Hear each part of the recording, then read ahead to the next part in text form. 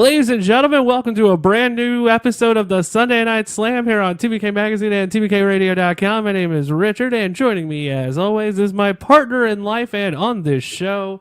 I guess you could call this the Hot Tag Express. Joining me is Ashley. You try so hard to make these things work. I don't have to try, because they do work. No. Are you telling me they're just jobbers? I am. All wrestling terminology. So today's episode is going to be a little different than our normal shtick. We're not just going to come on here and talk about crap and then leave. Not today. What? No, because I'm a little pissy, and I really don't want to talk about blood money. Okay, agreed. So just letting everyone know, we are not going to talk about blood money, which is Super Showdown that's happening in Jeddah this weekend. That's all we're saying about it. That's it. So instead of talking about that, yes, we're going to talk about TakeOver. Yes, we're going to talk about Jon Moxley. Yes, we're going to talk about AEW and probably a few other things. But today, you guys, before we get started, go to the WWE Network. Ashley's going to watch a show she has never watched before. This is always exciting. So we're taking the concept of WWE and we're putting it into this show for a while because this summer is going to probably suck. I'm just calling it now. It's the summer of shit.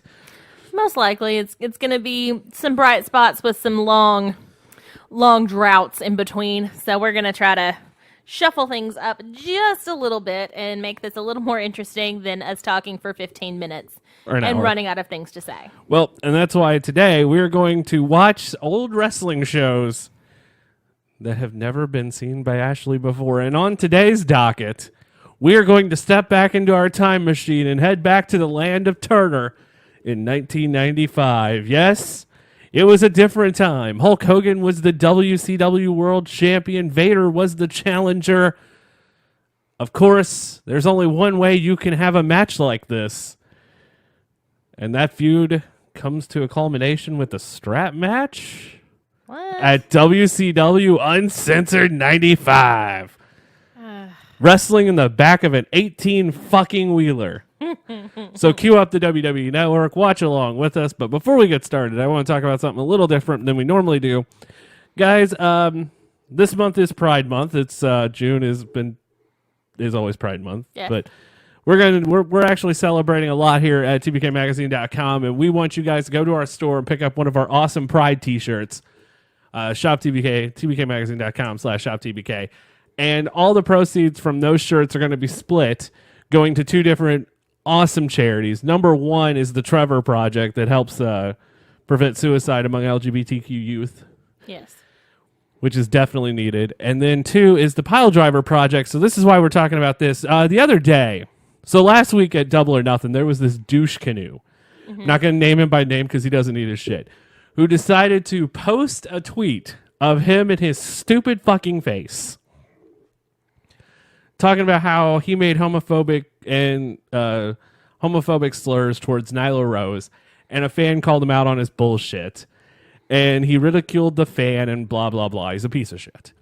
Yes. Well, a video surfaced, and this is from a independent wrestler by the name of Billy Dixon. So we are going to help support the Pile Driver Project. If you don't know what it is, I'm going to read this to you. We're going to use the hashtag. I'm trying to get an interview with Billy. That's my plan before the end of the month, so we can discuss this. This year marks the 50th anniversary of the Stonewall Uprising in New York City, which is the origin of Pride. Started by Marsha P. Johnson, a black trans woman who put her community first, serving them throughout her lifetime. As a wrestler, the best way I could honor that legacy is to give back as myself.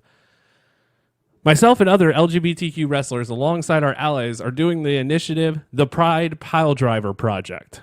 We are gifting 2 boxes of merch, goodies, and messages of support to LGBTQ wrestling fans falling on hard times. Our community are as thick as thieves, and we're banding together to make positive changes not only in representation, but for our own as well. I'd like to think Marsha would love this. Other wrestlers, performers, promoters, personnel, podcasters, and fans, if you would like to aid our initiative with a merch or monetary donation, he's got his thing up on his social media. I don't want to plug an email. Yeah, maybe not that. But use the hashtag Pride Pile Driver Project. You'll find Billy Dixon. You can also check out Billy Dixon at the Billy Dixon. I'll do that. There you go. So check him out on Twitter. He's an amazing individual.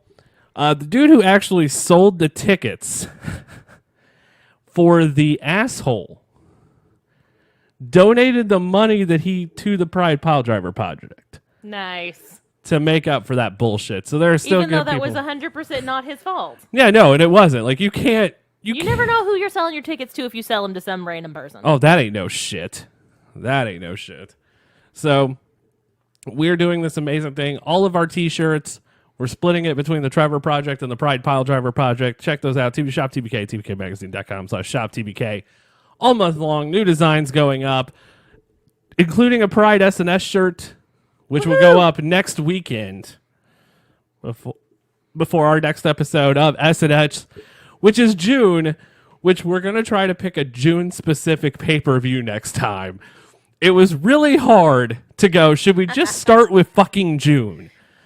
So hopefully by now, you've almost got the WWE Network queued up to WCW Uncensored 95. You can go ahead and hit play, skip the bullshit that WWE throws up there, and prepare to listen to actual, honest-to-God, real responses to seeing something for the first time in Tupelo, goddamn Mississippi. I know where that is. That's where the show is. Tupelo, That's really Mississippi. close to us, Yeah. actually. It's like a suburb of Memphis. There are times that if you go to Tupelo, I believe it's even like I know TNA actually called it Memphis. So I mean, there's like 6 towns that are connected, basically. kudos to TNA for being just pieces of shit at times, but don't do that. Help us support some awesome causes. We got a lot of fun stuff planned. Hopefully, some really cool interviews coming up in the future for Pride Month and hopefully beyond. Yeah. I'm working on some stuff. Good things coming. So, Good things coming. all right. Hopefully. Oh, yeah. And we're drinking beer. So if you guys want to join us, today's beer of choice is Boulevard. Yeah. I am drinking the unfiltered. We got a box. It was cool. The unfiltered wheat. Ashley's got tropical something. I've got tropical. It's a pale ale with grapefruit and passion fruit. I'm really excited. I like fruity beers. I don't like normal beer. And then there's Jamberry and Space Jam, Space Camper, Space Jam. That's our episode of Jam Cinecraft. Band Jam Band and and Space Camper. I got him confused. I just gonna. It's basically the perfect summer box. Yeah, and this Berry and light and citrus, and it's my favorite. and wheat beer. So that's what we're doing. So join us in drinking because we're gonna fucking need it by the end of this 2.5 hour long show. 2.5 hour long show. But yes, we are going to talk about all the news going on. Let's kick it off. Before we jump into anything, I feel like it's time to watch WCW Uncensored 1995, the main event, Hulk Hogan and Big Van Vader I like one of those two. in a strap match. There's a lot of bullshit in this show. Just calling you now. It's 1995. Of course, there's a lot of bullshit in this show. I probably should explain why this show is happening. Okay, what you got? ECW is now is rising. ECW stock is starting to really take off at this point because of the hardcore wrestling. Yeah. Hardcore wrestling is becoming a thing. Are they And- trying to capitalize on Yeah, hardcore wrestling this is WCW's way by to being in the back of a truck? this is WCW's way to capitalize on the hardcore wrestling boom that had just started in 1995. The back of a truck and a strap match does not make hardcore wrestling. Oh, there's a lot of matches like that through this show. It's time. It's uncooked. It's uncut. It's uncensored. Here we go. That was the old thing for Raw, by the way. In 3, 2, 1. Let's play where the big boys play. Oh, you know it's going to be a good show when Hacksaw Jim Duggan's the first photo you see of anybody. I mean, we might have some very different ideas of what good is. It's the King of the Road match. No rules? All matches have no rules at Uncensored. All of them. If there is a screwy finish in any of these no rule matches. Oh, there's plenty of... It's WCW. Every match is a fucking screwy finish. Have you not noticed it? Lord have mercy. So there's a reason this show is also picked. This is the reason Dustin Rhodes went to WWE and started the Goldust character. Was because of this show. Because he got fired after this match. Yeah, because he got fired. And you know that story. I know the story, and I've seen clips of stuff. Here we go. Tupelo, Mississippi. We got Pyro. We got something. Oh, that's nice. I got Tony Schiavone. You enjoyed that beer. I do enjoy that beer. It's a good beer. We are at 4 mullets already. Ah, the WCW Macho Man hat. What Yes. in the world is that? Why are all the lights green and red? I can't answer that. It's not freaking Christmas. So here's my problem. Tony, Bobby, Mike. They don't even get their last names. Okay, here's my problem. This is not a pay-per-view I would have wore a tux for. I don't know. I would have just showed up in like fucking pajama bottoms and a fucking wife beater. I feel like that's what's called for here. I mean, they are in Mississippi.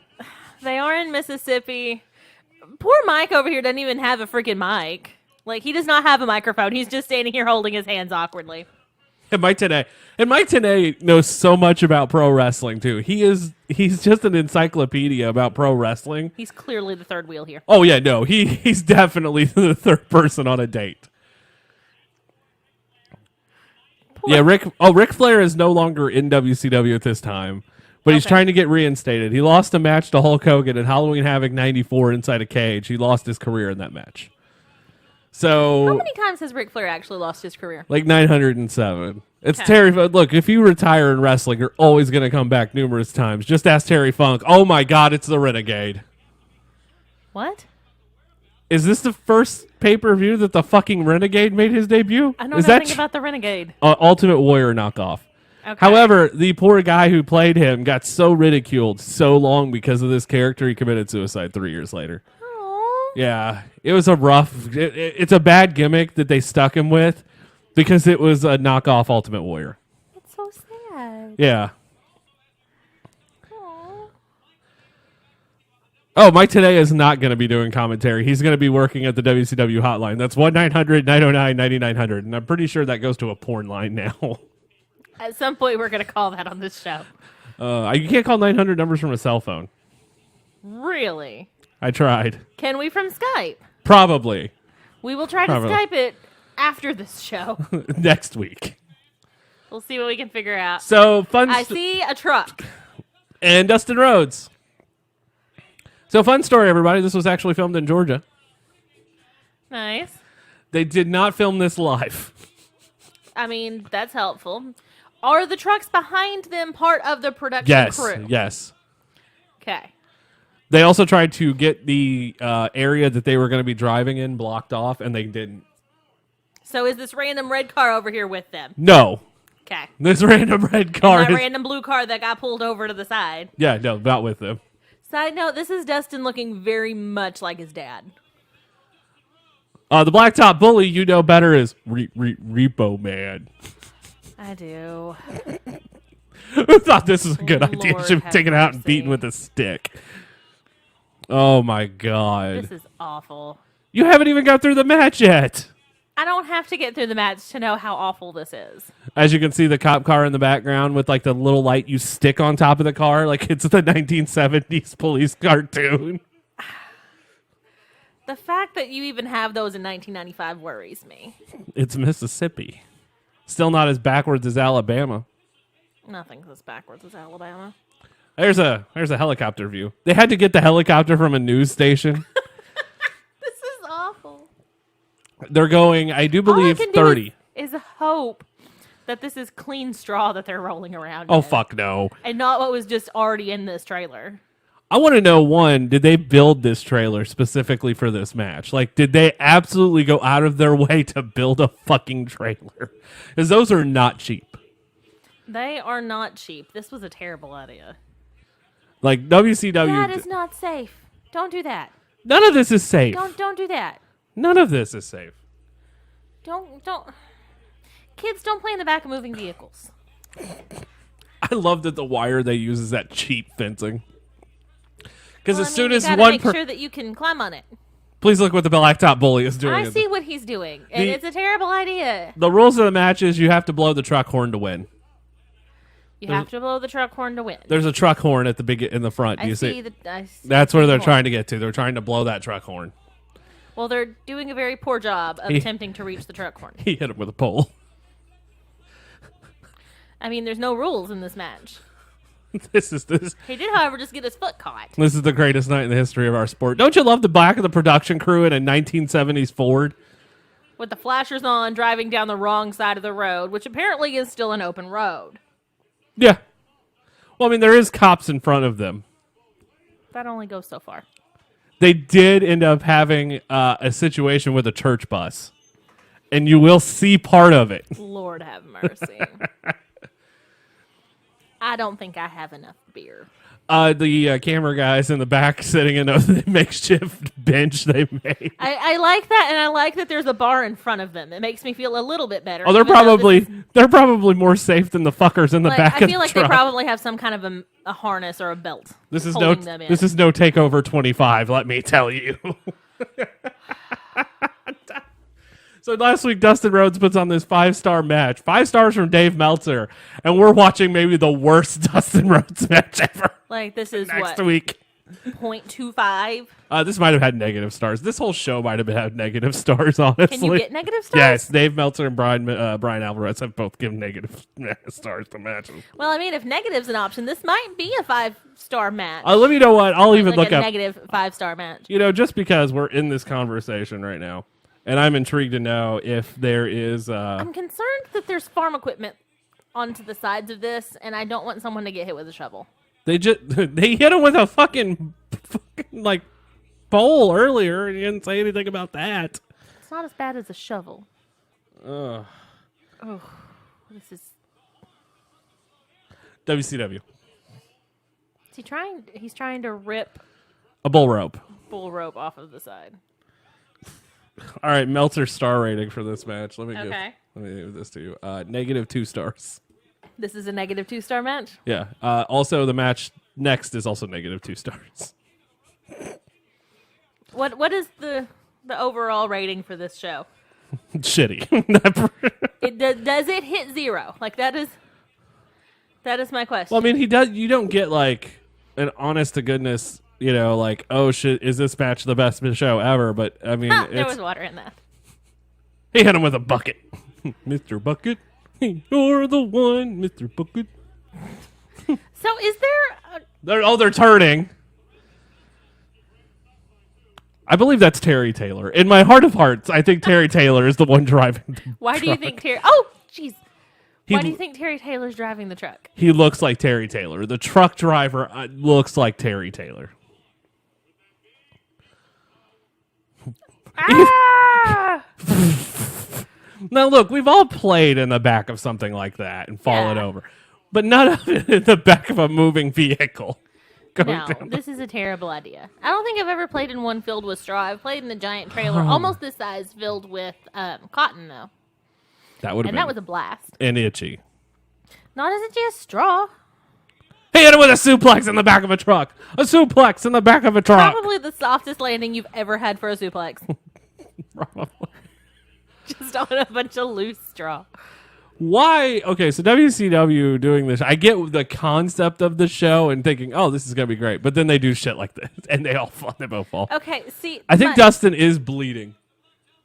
I think my biggest issue with this is that it was filmed ahead of time and they still decided to use it. Like, this is clear. That was terrible. The truck was not slowing down. He bumped. He bumped in a truck. He just sold real hard for the truck moving. He did.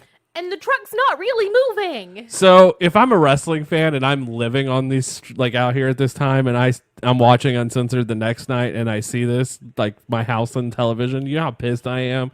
That you didn't know it was happening to go watch like it. I would have been so fucking stoked. You would have been an ambulance chaser for with the back of the truck match, yes. I love that they're acting like this is such a huge deal for the truck turning. I mean, have you been standing in a moving vehicle? Yes. I've been standing in a moving livestock trailer. Over the top of going faster than this, and I didn't fall over. You know, this match, they need to remake this match. We need to have a new King of the Road match.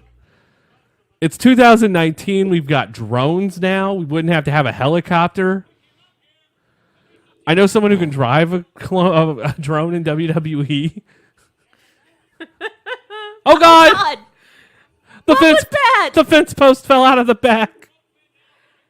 What the heck? That could have been a human body. Oh, is he gonna make it? Are those microphones? Those are microphones. Give him a big oogas. Oh, I love Give her. him a big ooga. Right in the dingleberry. And down goes the blacktop bully.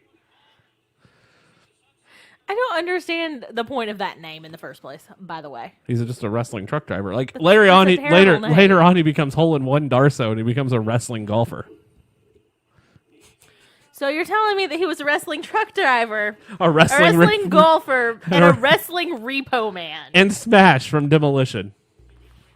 which makes the most sense out of anything else. No. And that doesn't make a ton of sense. And dominatrix stuff. Let me make that abundantly clear. And like domineering bondage stuff. I'm so confused. So how about that takeover ep show last night? Takeover last night was pretty wonderful. NXT, Honestly. while we're getting a shot of chicken barns, because that's what those are. A nice pond. Oh, Yeah. we're shirtless. With A half of a trough. barrel. A trough. That is a trough. That is a plastic barrel cut in half to make a trough. I think it's full of poop. It's probably full of poop. Everything on a real farm is full of poop. That's poop. For sure, poop. Blacktop Bully just got hit in the back with poop. Is that a random biker? Yep. Like bicycle, not like. Oh, is this real where the bike- church? I think this is where the church bus incident has happened. I think they have to wait for a church bus.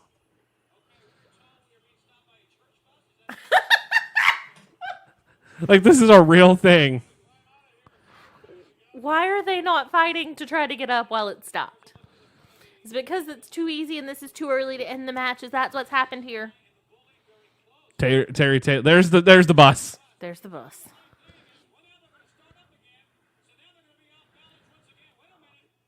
They cut. They cut something. That's my personal opinion right there. They cut something. Something just happened. What a match, everybody. This is the greatest match in the history of our... Okay, let's talk about TakeOver. TakeOver starts off with a tremendous Matt Riddle, Roddy Strong match. He is just hitting him right in the dingers. I mean, if you really want to incapacitate a dude, hit him in the dick. He's hitting him in the golf balls.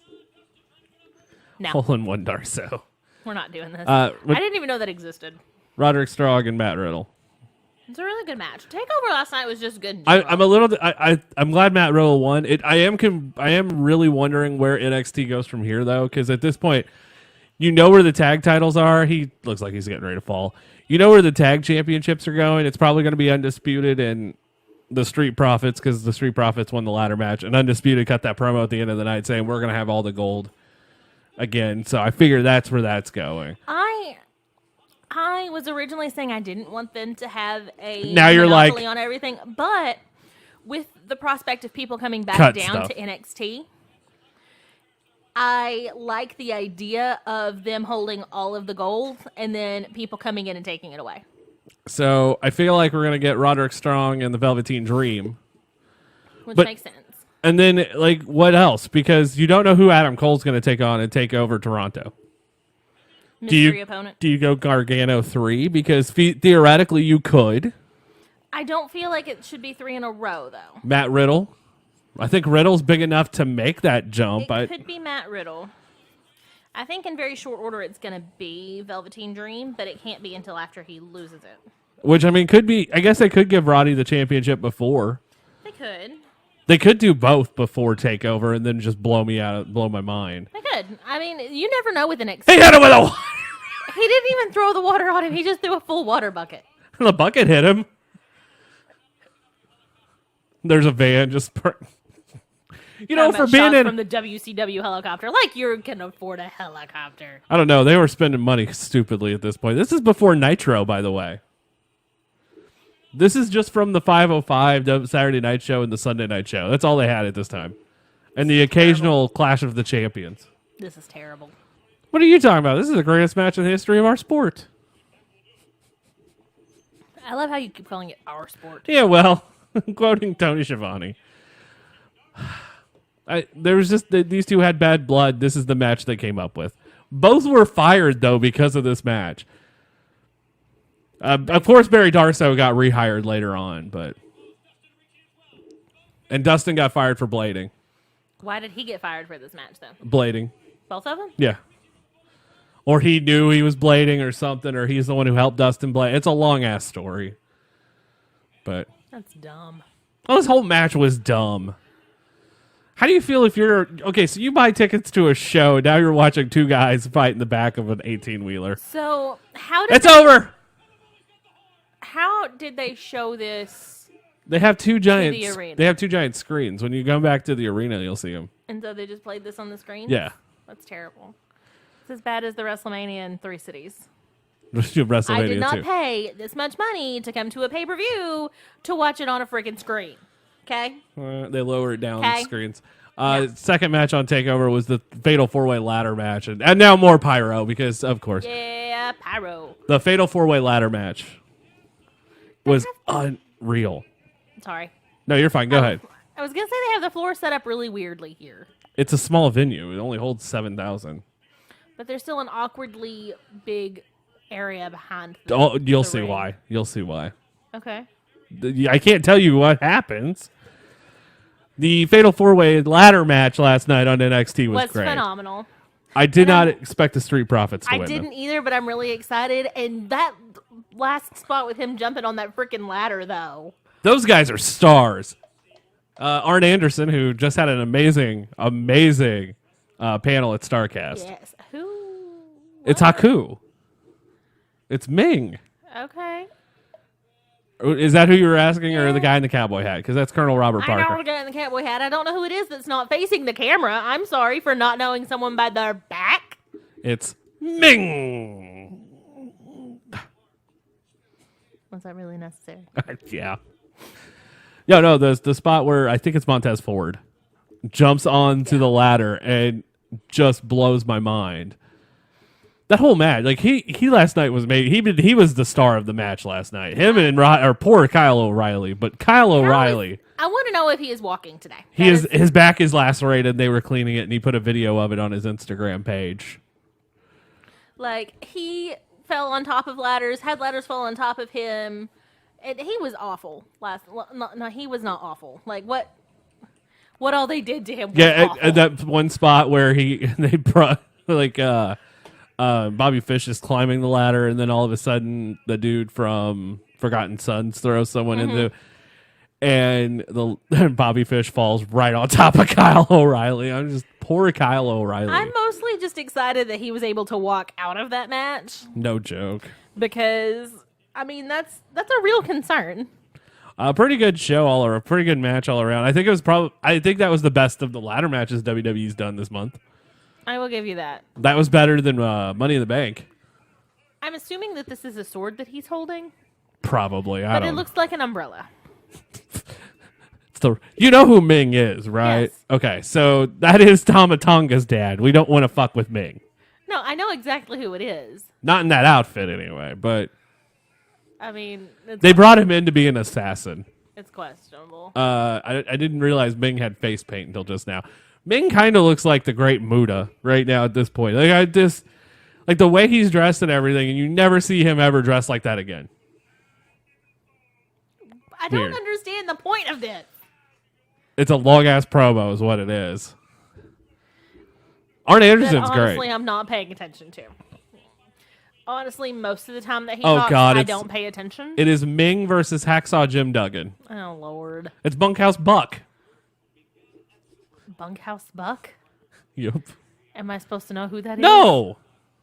Nobody knows who any of these people are anymore. It's Ming. So, I don't understand the point of having him in the face paint and There's all the of blacktop bully. regalia. Is he making his pecs jump? Yes. Yes, Yes, he he is. is. What the heck? I mean, seriously, at this point, it really is the attack of the WWF rejects, isn't it? Because, I mean, shit. As much as I love Duggan and Ming, or Haku, whatever his name is, King Tonga, whatever he goes by this week, like, at this point, they have already been going in the WWF for almost 10 years, and now they're over here. Also, how the hell are you going to put Hacksaw Jim Duggan in a martial arts match? Don't you know? Hacksaw Jim Duggan knows the art of got nothing. I was going to try to make No, Oh, he hits people foo. with a 2x4. 2x4. 2x4. No. 2x4. No. That's a t-shirt waiting to happen. It's just going to be a silhouette of Duncan holding a 2x4 that says 2x4. We're not doing this. Oh, my God. Okay, so back to TakeOver. This is terrible. Back to TakeOver. The women's match I was disappointed in only because I wanted Io Shirai to win. And Shayna Baszler winning is okay to me. Like, I'm fine with it. I just wanted Io Shirai to win. I like the ending. I like where Io goes crazy. I'm still worried that's now the match for TakeOver Toronto. Yeah. Because I would like to see a different match, but it is what it is. I do feel like it's about time for Shayna to not be. Shayna's about to be called up. I don't want her to be. At this point, I don't want anybody called up. I want people to go back to NXT. But Fuck. they are doing really well with the women's division on the main roster. And if you can. She has a spot. I mean, if we can get all three of them scooted up, then you can have a 4-on-4 at Survivor Series for. Nothing screams martial arts more than Hacksaw Jim Duggan walking out in a ripped shirt and some jeans. But he's got a thing wrapped around his head. Oh my God. That means martial arts. My God, this is Surf Ninjas. It's fucking Hacksaw Jim Duggan in Surf Ninjas. He has his 2x4 wrapped up. Uh, He has his 2x4 wrapped up like martial arts tape. Are you surprised by this? It's Hacksaw Jim Duggan. Okay. So the other match that I think the match to me outside Gargano and Cole. Adam Cole.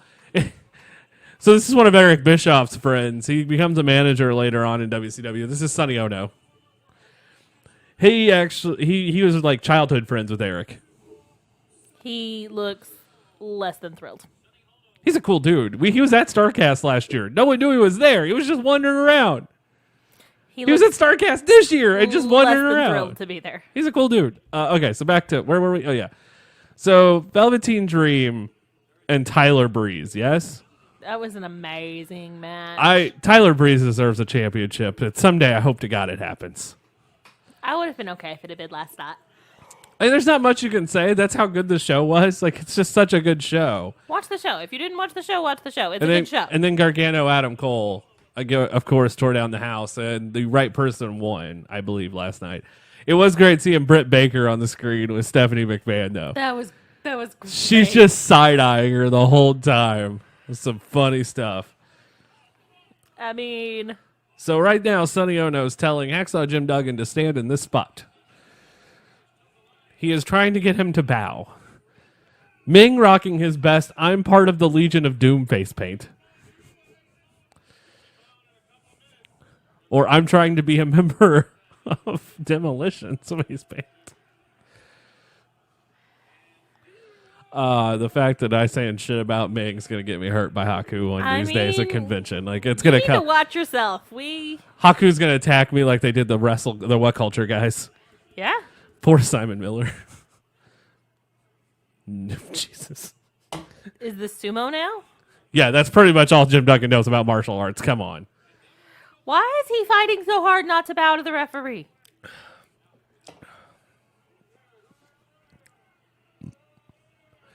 Oh, this is not racist at all. Thanks, WCW. Lord have mercy. This is uncomfortable. This is really uncomfortable. So how about... So Velveteen Dream tweets after last night's takeover and says, follow that All Elite Wrestling, and tags them on Twitter. It is now since deleted, but...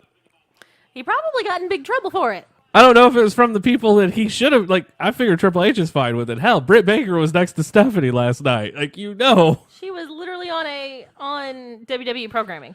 1 week after... Accidentally. A really great show. I say accidentally because... I think the other moment last night was them announcing the UK takeover to be the same day as All Out.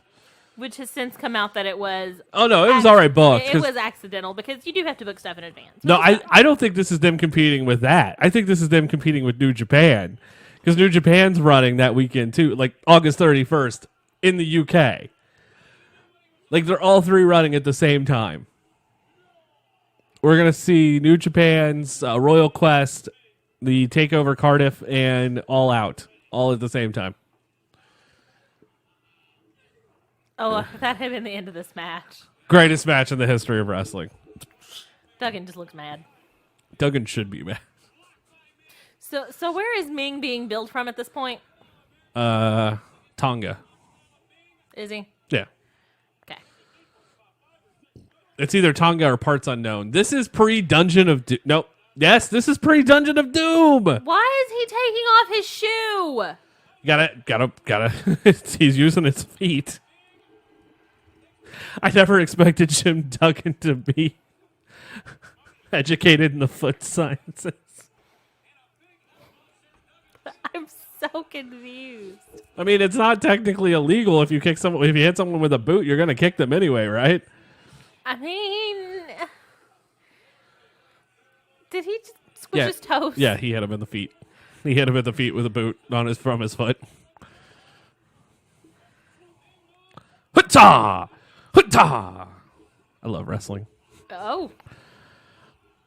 Duggan and Ming in 95, technically the first match, the crowd in Tupelo. Okay, so it's not the first match because they used to do like a TV show before that was live on Sunday nights. Which I like the idea of doing that. It's like a real pre-show. Yeah, WWE used to do the crowd that. hot. WWE used to do that. WWE used to do Sunday Night Heat, and instead of doing like a pre-show on the pay-per-view channel or like... You just got it if you were in the arena. Well, no, you got it on TV too at home. So like if you were on the fence about buying the show, they would run storylines throughout that hour, and it would make the show seem bigger than what it was. Where did this go? Because you got the awesome promo from Sid where he has no idea what he's talking about, and he's just like, can I do that over? And Jim Ross goes, we're live, pal. I've seen that. Like...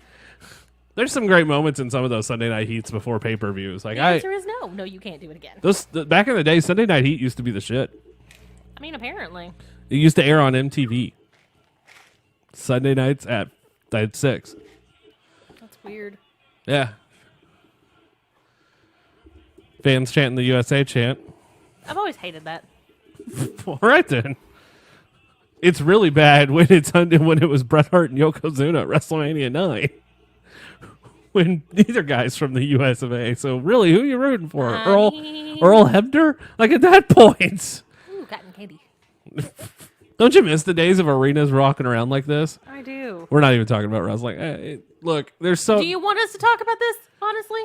He's smushing him under the rope with a foot. Okay, so here's what's going on in the world of wrestling. That pretty much sums it up. We can talk through that. This match sucks. All the other things, Jon Moxley, so disgruntled with WWE. And I can't say I'm surprised. Like him calling out Roman's cancer as part of the storyline was just a breaking point for him. There's a couple of promos he didn't enjoy doing. He couldn't go off script. He was just done. And also apparently he got $500 for his last appearance. Like that's it. What? Yeah, the night they did the Shield, the Shield special on the WWE Network, it was just $500 for Dean. That is kind of inappropriate. It's shitty is what it is, but... He deserves better than that. Oh, he does. The Nia Jax storyline apparently got canceled because they didn't want Dean to be in Martyr if he did leave and go to another promotion. What? Yeah, so if they would have put Nia Jax over Dean Ambrose, it would have looked like Dean was being punished for leaving. Dean would have been a martyr. That's not how that works. That is how that would work, because Dean would have been more sympathetic if he left. Like, okay, so take last week's reaction at Double or Nothing for Dean. Yeah. And multiply that by 50 if he lost to Nia Jax. Like, everyone had known. And that's not a knock on Nia. I think Nia is fantastic. But had Dean Ambrose actually lost the match to Nia Jax, that's how more people would have reacted to Dean. Dean would have been a mega star after that. Dean's still a mega star, but his stock would have rose. Like, he could have said whatever about WWE and no one would have batted an eye. Like, now there's still people out there who kind of okay, so that's probably... I agree with him. I know creatively WWE's tapped. And, Vince is tapped out. That's where I was going. And who knows what they're actually coming up with creatively? Honestly, we have no idea what they're coming up with creatively. All we know is what Vince wants is what Vince gets. So there could be a bunch of great ideas in the trash. And Colonel Robert Parker now is choking Duggan. Yeah. He's just fanning himself. I don't know what you think that about. that dude was a wrestler in Memphis, by the way. Everybody was a wrestler in Memphis. Robert Fuller. Okay, so back to Everybody was a wrestler in Memphis. From this time period, literally everybody. That was not a lie. So yeah, Moxley unhappy with WWE, leaves and probably gets the biggest ovation I've ever heard. At least in the last 5 years. Like that crowd went nuts for him at well, I Double mean, or it was Nothing. an actual surprise. Yeah, no one knew it was happening. Because AEW is phenomenal about hiding shit. Except they're also really open and honest with reporters too, which I really like. Well, they hide the correct things. I'm going to say this about what I think.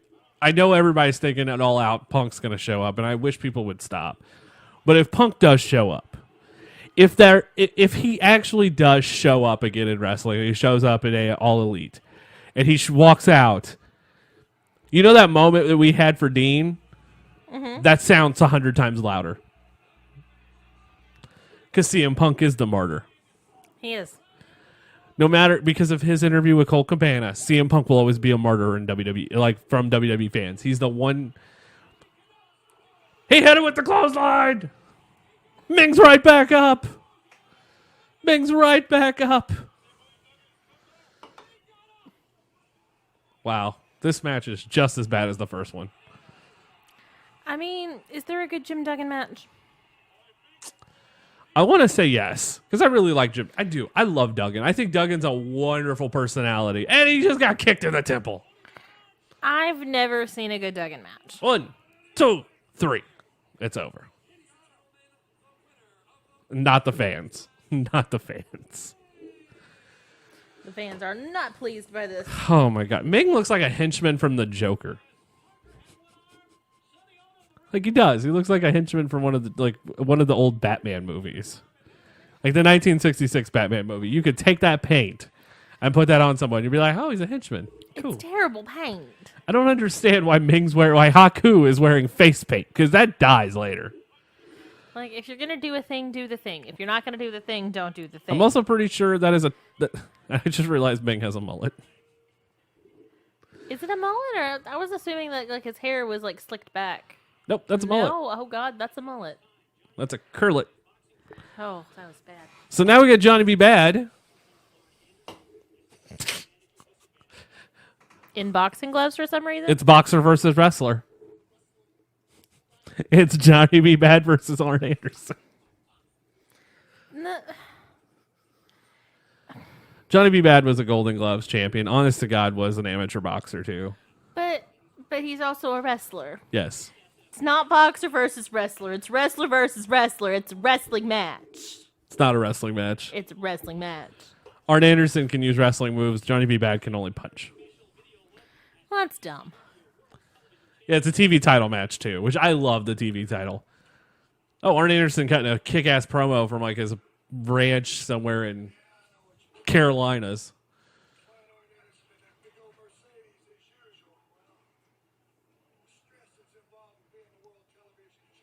I could listen to this guy talk all fucking day. It was great watching his StarCast panel, just listening to stories from him.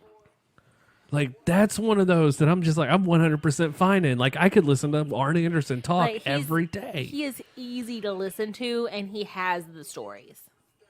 Is that an Escalade? Is that an early days Escalade? Maybe? I wouldn't be surprised. Arn Anderson, probably, arguably one of the greatest of all time, and will never get that recognition. He deserves it, though. Because Anderson had some tremendous matches in the day. And could cut promos like nobody's fucking business. That is a fucking Escalade, isn't it? That looks like the Cadillac logo in the front. That might be a Lincoln, though. Could be a Lincoln. He is going to be doing a podcast with Conrad Thompson, which will be fun. It will be. I just want to hear wrestling stories. Arn Anderson could just tell me stories about...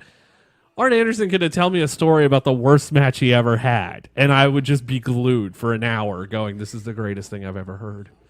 He's a really good storyteller. He's really easy to listen to. if you wanted, and I think WCW realized how good of a wrestler he was because every time someone new would come over, one of the first people they'd put him with would be Arn. Like, it's just automatically, one of the first people they would put a guy in the ring with is Arn Anderson. So we still have not had an actual wrestling match per se because now we're getting boxer versus wrestler. So we had the match in the back of the truck. And then we had the martial arts match. Now we're having boxer versus wrestler. I feel like if I'm in the crowd at this point, I'm pissed that I paid for wrestling and I'm not getting wrestling. But I mean, the main event's Hogan and Vader. I like one of those people. We're not going to discuss which one it is. I don't think Arn would have ever been a world champion, even Why? if he hadn't ever had to retire because of his arm. I don't know. I don't think anybody would have taken the risk to put the championship on Arn because WCW never would have. WCW was never going to put a world title on Arn Anderson. Makes me sad. I think if anybody would have done it, ECW would have. ECW would have been like, you can be our champion. ECW's had some questionable champions. No, they didn't. I don't think ECW had a question. Unless you count Sandman. But even that's not questionable. It's still Sandman. I mean, it's a little questionable. He's not the greatest wrestler in the world. But Shane Douglas, fucking fantastic wrestler. I'll give you that one. Taz, fucking fantastic wrestler. Mike Awesome, yeah. Yeah. But I mean, there's some good ECW shit. Steve Corino, fucking the man. Like, that dude could wrestle all day and night. Like, I wish... He's another guy, too, that I wish would have got a run in a major promotion. Because Steve Corino would have been great. There's a bunch of them that I feel, and now Steve Corino, by the way, for anybody who doesn't know where he is, he's working backstage at NXT. There's a lot of secondary areas now where people can get There's rounds in some this of match. their Fuck yeah. recognition. Well, things like StarCast is going to really bring that out more, I think. And I know that, events like StarCast is going to help out a lot. I think so, hopefully. Because guys like Arn would have never done that 10 years ago. But being that it's a really cool event. And he's finally allowed to talk. Yeah. And, I mean, he is close with Rick. Apparently, Rick cut a promo on how much Shawn Michaels is a piece of shit. What? Yeah. When was this? After he got out of his hospital stay the second time. Flair's doing great, by the way. But he cut this promo. He did this 30-minute video, broke up into two parts. Part one's great. Part two, he talks about how Shawn Michaels, Flair doesn't know Richard Flair, the actual person, and that's what Shawn said in the documentary. Because if anyone knows, Flair partied hard. Yeah. But Flair then calls him out, going, "You're such a piece of shit." And I'm like, what the fuck? I need some backstory here. That's it. Shawn said something terrible in a documentary, and Flair got pissed. Flair gave him a damn Rolex, or Shawn gave him a Rolex. Fucking hell. Here we go. Boxer versus wrestler. Great match. I love Johnny B. Bad. I don't know why, but I have a soft spot in my heart for Johnny B. Bad. I mean, I don't feel you shouldn't. I like him better in WCW than I did before his change over to WWE, though, when he became the Wild Man, Mark Marrow. I prefer this version. I do, too. Especially when he had his confetti cannons. A year before, a year before, he come out with confetti cannons and would place stickers of kisses on people. It was a fun time to be a fan of Johnny B. Bad. WCW. Kick it. You can do it. That's what you're supposed to do. Just fuck it, kick. Things I'm going to take into consideration here. I love that All Elite had their logo on the canvas. I love shit like that, and I told you that. Going back to that, I love that WCW has the fucking pay-per-view logo on the canvas. I can appreciate that. It does mean you're only going to have one canvas per show, but... Well, I mean... Because this is that time frame. They didn't have multiple canvases taped under the... tied together on the ring. Yeah. I love that they do that now, though. Yeah, because if that match last week between Dustin and Cody would have happened in 95, the blood would have just been smeared everywhere. That's why Flair was always the last match. You automatically know, even if Flair wasn't world champion, Flair's got to go on last because Flair's going to bleed 16 seconds into a match. Oh, a gust of wind hit Flair, blade job. Fuck. I'll give you that. I still do feel though that it was tasteful blood in that match. Yeah, It was appropriate. It was a lot. It's not the. It was a lot that I don't think it was supposed to be that much, but things happen. Those happen a lot. And he did not look nearly as banged up the day after as I thought he was going to. No, he didn't. He looked impressively good. Jon Moxley's AEW debut will take place at Fyter Fest against Joey fucking Janela. It's gonna be a great. That's what I match. needed. The death match to come back, because that might actually happen. Joey Janela is a death match guy. Jon Moxley, originally a death match guy. I think he's just beyond stoked to be able to do his own thing. Honestly. Isn't this the same thing that Cody used to say? Like, you can now write your own music and not have anyone to tell you how to write. Like, you could now don't have to worry about people telling you to write your own music. Yeah. You can just go out and do your own. Same principle. Like, there's a general storyline to be followed, but past that, you're doing your own thing, which is, I feel like, what he really needs and where he's going to flourish again. Because they haven't done much with him, honestly, since they took the championship away. It's a lot of guys that happen to. There have been a few, like, random micro storylines, basically. Him and Seth, and then the reuniting of the Shield, and then killing of the Shield, and then reuniting of the Shield. Like, it's been little bits and things here, but nothing cohesive and nothing that continues on. And you'll randomly just realize, oh, we haven't seen him in 2.5 months. I wonder what he's doing. That's how WCW or WWE works. But yeah, Fyter Fest. It shouldn't. Fyter Fest looks awesome. As well as a 6-man tag with Kenny Omega and the Bucks versus the Lucha Bros and a mystery opponent. Who do you think the mystery opponent is? Their partner, it's got to be Jericho. If it's not Jericho, it's going to be like MJF or something. I like MJF. Jim Cornette went on a rant. And down goes hard. I heard you listening to bits of that. Yeah, Jim Cornette went on a rant about AEW. Says the best thing of the show was Cody Dustin. No surprise there. I do value Cornette's opinion, but I think Cornette's also in that I'm old to get off my lawn kind of phase with wrestling, because things that he doesn't enjoy. And a lot of people, I see the vocal minority hating things like the Orange Cassidy deal. Orange Cassidy is pretty much just this, I'm just going to do things my way. Yeah. There's a Match Wrestle Circus posted of Jervis Cottonbelly and Orange Cassidy having a match at their last show where Jervis rocked Orange Cassidy to sleep and tried to pin him in the middle of a nap. And or instead of kicking out, Orange Cassidy just rolled over. And I went, that's fucking hysterical. A comedy wrestling, and I don't understand why these guys from the past take comedy wrestling. And I'm not saying this to be the dick of the group, but I'll say it to be the dick of the group. Fucking Memphis had a wrestling they had the creature from the Black Lagoon wrestle in Memphis. Frankenstein wrestled in Memphis, and we're complaining about fucking a dude kicking another one or another guy using his dick to flip.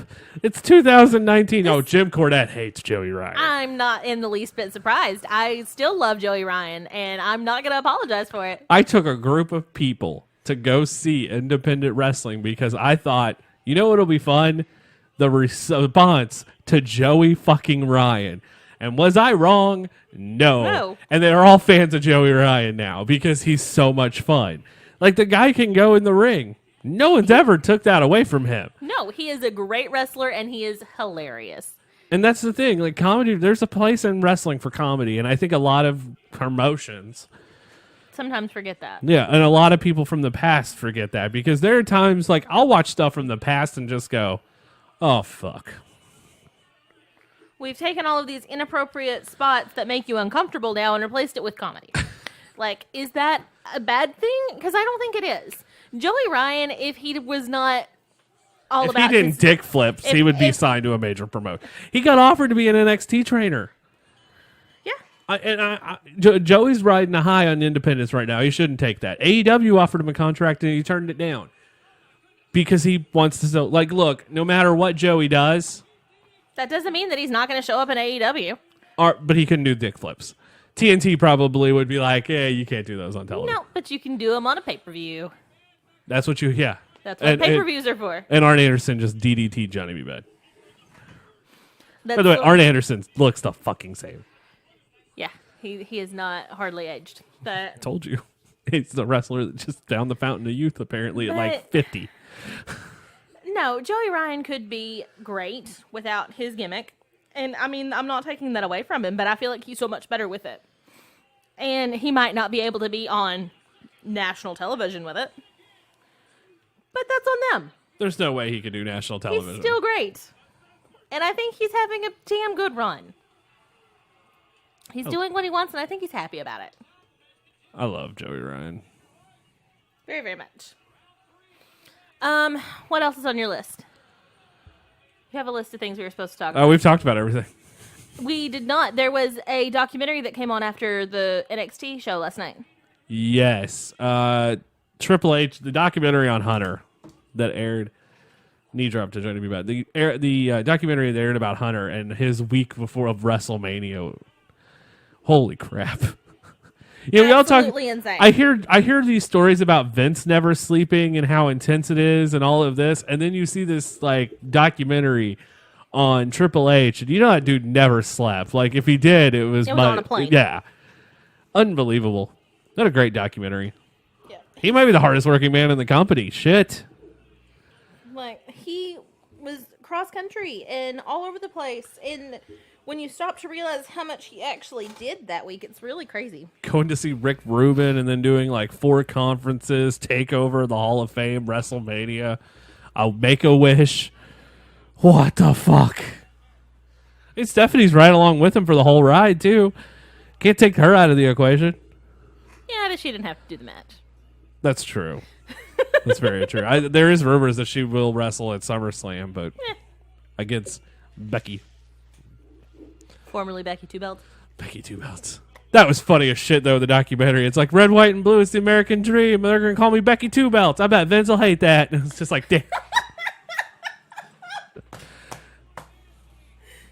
Oh, the Arn Anderson spine buster. The prettiest spine buster in wrestling.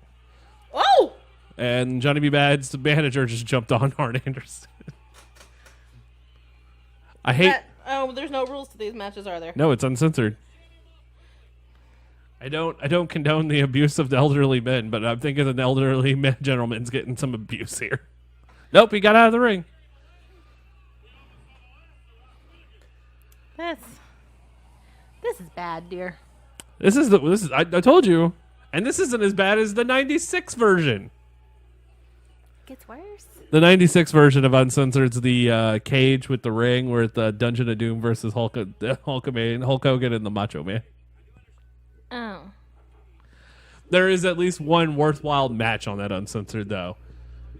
Because it's because they just beat the shit out of each other. That's bad, though. It's Regal and Fit Finlay. I mean, of course, that's the good one. So there's some pretty lighting going on back here at the entrance with like the deals they have. You can tell this is like a convention center. Yeah, you can. Because of the way that wall is built. But they did a great job. TNA ran this building, by the way, for a pay-per-view. When they ran it? No. TNA's pay-per-view. How many rounds is this crazy thing? 12. Really? Well, that's how long it's supposed to be. Really? Well, you know how boxing is. We're 9 minutes in and it's done. This needs to be done. He's cutting the gloves off. Does that make you happy now? He's cutting his gloves off. I mean, a little bit. Oh my God. I don't know when the time frame happened that this became a thing, but why not? Uncensored. Let us know which show next week. Please be a good show. Please be a good show. Well, there's some King of the Rings. There's some Great American Bashes from WCW, which a lot of those I've never seen. So that's... Maybe we need to do one that you haven't seen. But it's not the good era of WCW either. So it's kind of like, There's Beach Blast 92 or 91. Round 3, there's a bucket on his head. He hit him with a bucket. Arn Anderson selling like a champ. And that place has gone fucking crazy. Well, the good guy's finally winning. I have not. The crowd just popped for Johnny B. Bad punching a metal bucket against Arn Anderson's head. That was actually a creative finish. I'll give you that one. Colonel Robert Parker's pissed. He's stomping around. He's flinging his hat. Colonel Robert Parker doing Colonel Robert Parker things. This got 2.5 stars from Vince. What? From Dave Meltzer. No. Okay, no. I think this... You want me to tell you how I feel about this match? Do you want me to tell you how I feel about this one? Yeah.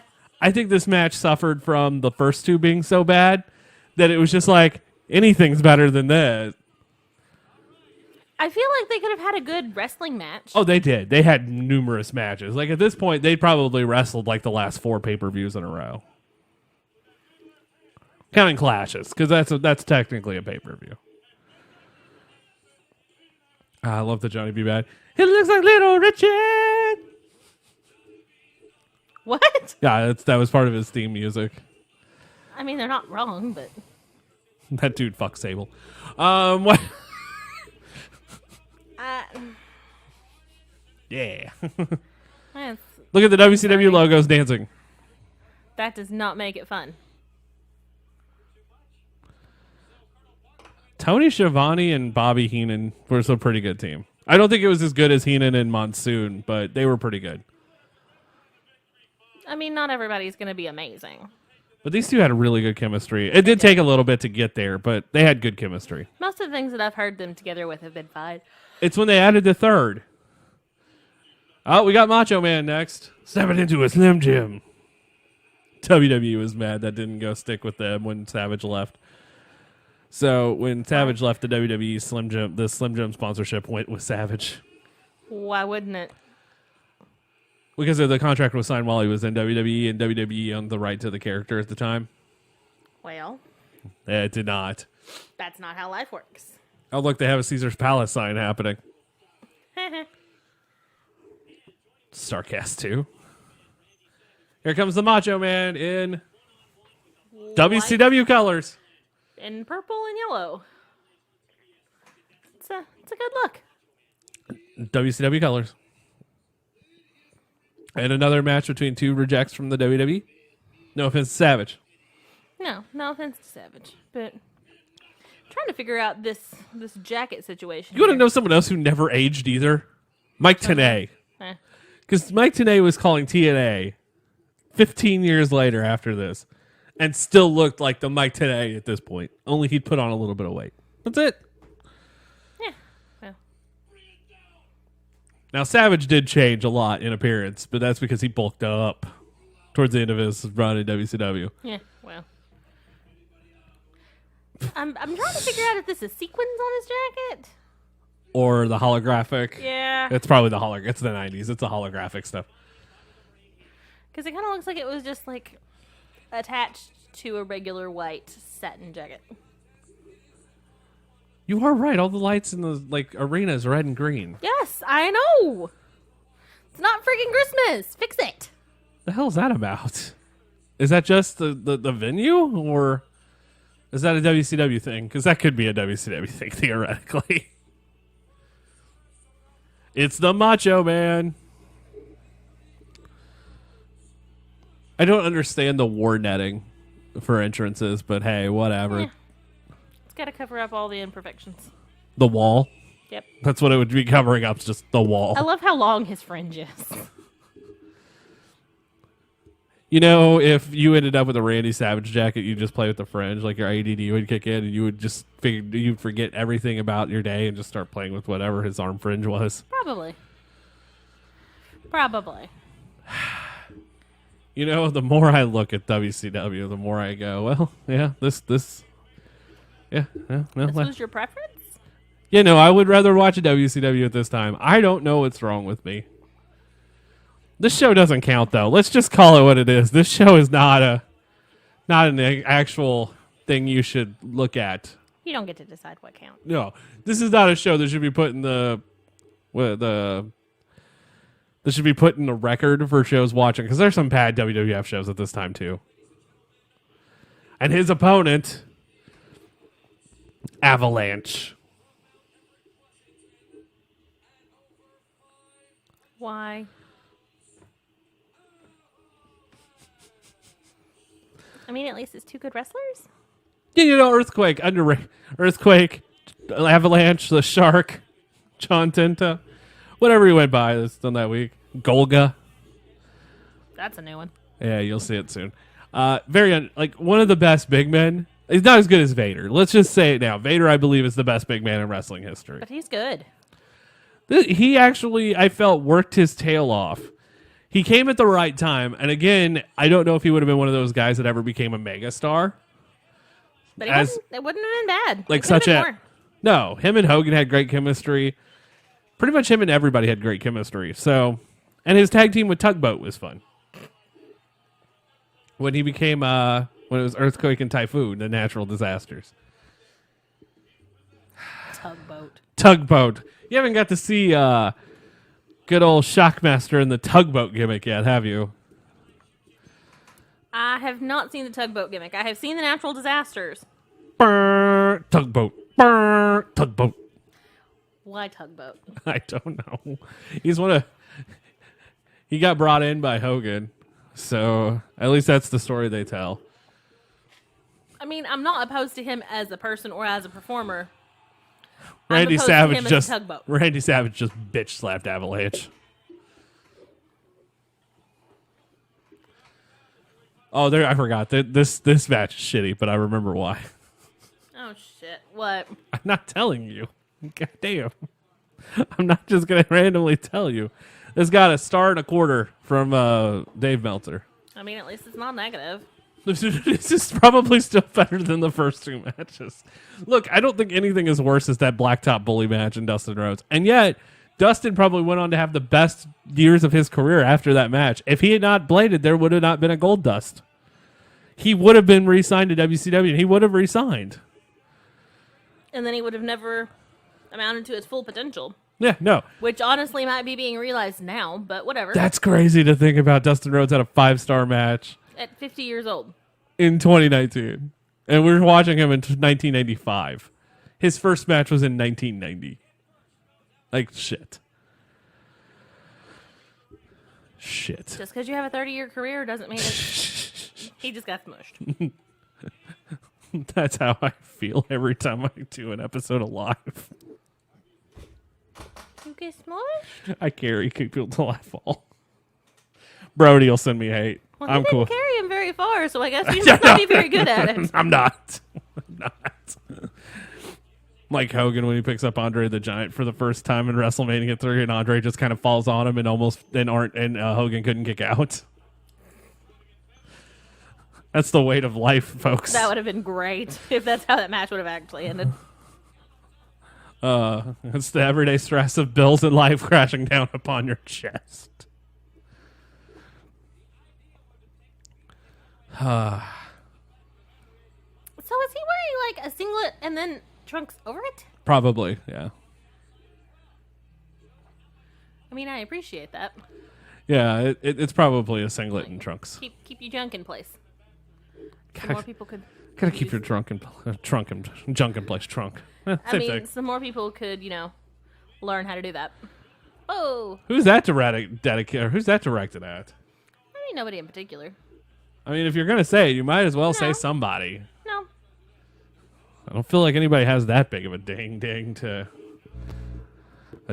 to hide in their trunk. Not everybody can be as great as Burt Ward. I'm sorry. No. I mean, the dude just delivered a drop kick. There are guys now that they're smaller than him that can't deliver a drop kick. This match does end by DQ, by the way. It's a no rules match. It can't end by DQ. I don't think this match was billed as a no rules match, so I don't know if it is. It said the entire pay-per-view has no rules. It's WCW. They did a 2 out of 3 fall. Like, they did a match where it was last man standing and they counted the guy anyway. So I don't know. You just have to roll with it. WCW reinvents the rules as the show goes on. Come on. It's WCW. That's not how this works. It's WCW. That's not how this works. That's not how any of this works. Kids yelling at this for Randy Savage. Lord have mercy. That's funny. So is Randy Savage the bad guy here? No, like the crowd is. I think this is at the time point where the crowd starts turning on Hogan and everybody. Okay. Like there's just small rumblings in crowds where you start seeing Hogan getting booed because society's changing in '95. Okay. Hence why the heel turn happens. Because Hogan was such a babyface for so long, but people still got tired of it. People don't want a white meat babyface anymore. People want a tweener.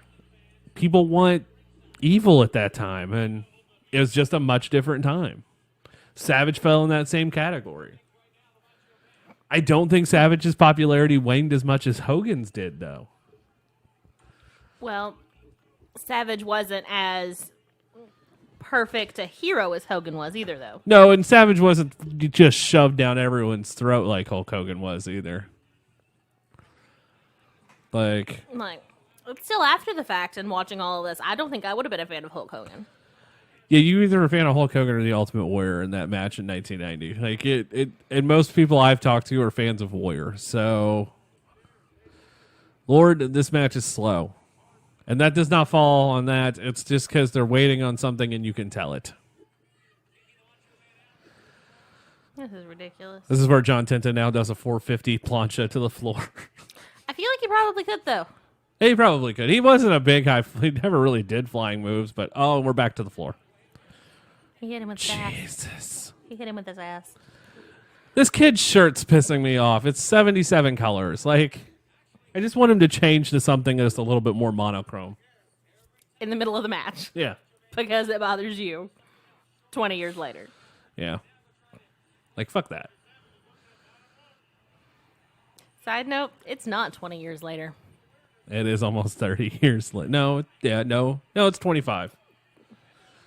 24. This is 24 years after the fact. Savage just hug tackled him. Whoa. Oh, Jesus. Savage just went flying. Savage just picked up a bag of peanuts. What? Those kids in the fifth row got really excited and popped out of their chairs. Yeah, because they thought Savage was going to end up in their laps. Oh, my God. That was a useless clothesline. I just needed him to, spin around and hit him again. Why? Why would you... Yeah. That is how that is supposed to be countered. Just sit on him. Randy Savage has got a face full of balls. I don't know that I've ever seen anybody counter it that way, and that's the way I've always wanted to That's see it how done. it always gets countered by him. Like, honest to God, if you're a bigger wrestler, that's the counter. You don't see that anymore. Oh. I still don't think that's as bad as the coup de grace by Finn. But That is not as bad as the coup de grace by Finn.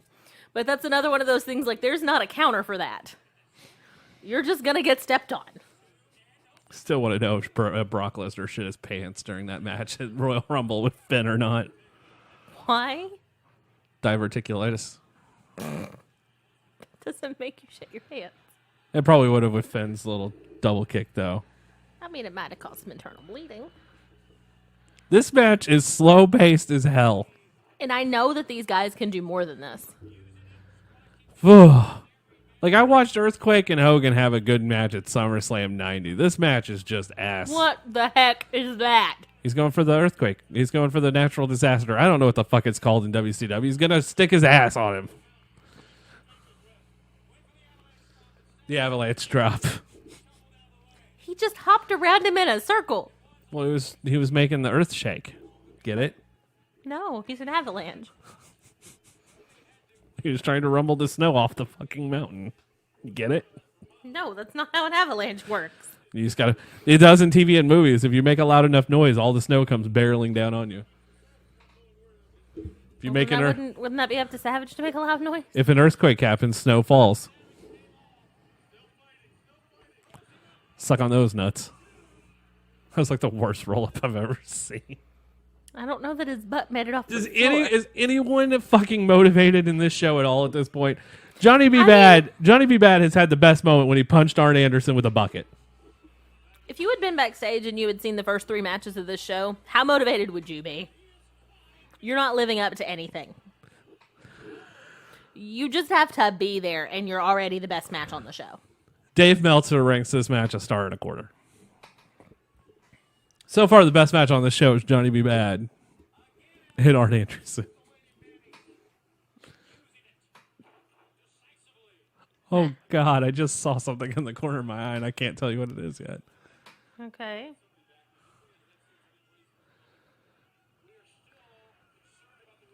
I'm not going to talk about it just yet. I just saw something in the corner of my eye. Everyone looks excited. They see something. Kersplot. This guy in the yellow shirt's pointing towards the entrance. Something is happening. I saw something, too. He sees something. I don't know what he sees, but something is going on.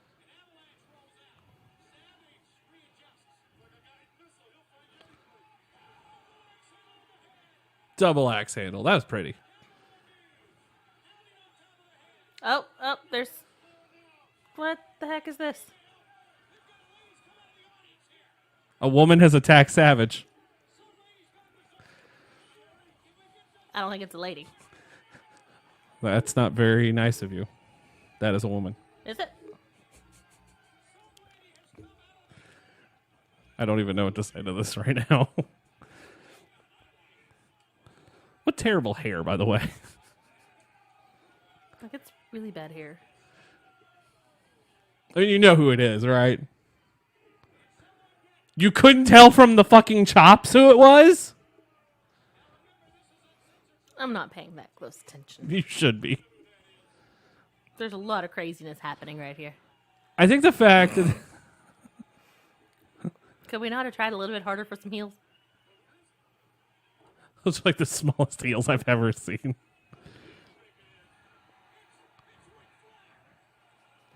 I don't think anyone's surprised by this.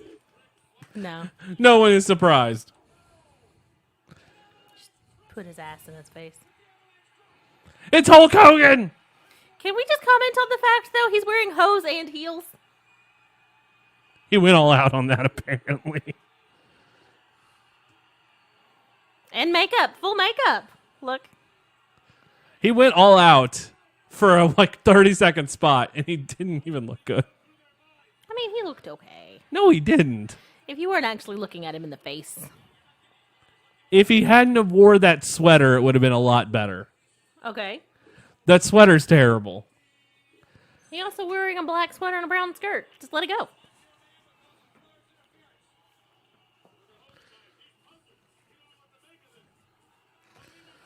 Oh. There's a sign that says Uncensored Ric Flair still the man. I got nothing.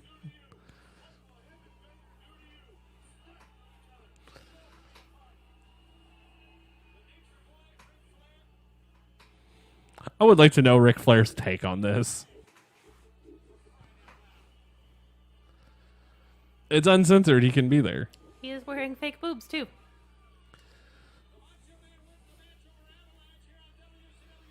Like, they didn't even hide the fact he was possibly in the crowd as a woman. Like, they didn't even hide it. Like, you could see him walking up.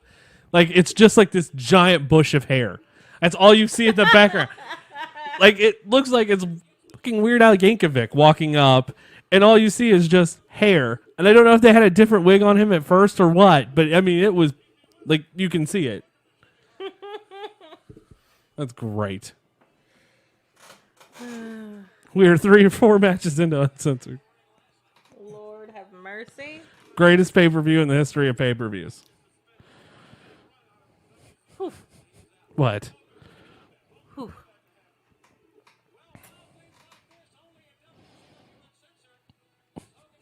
WCW Uncensored.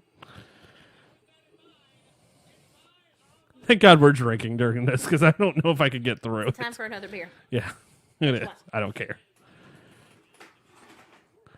Give me a Space Camper or a Jam Band. All right. There we go. There's some good stuff.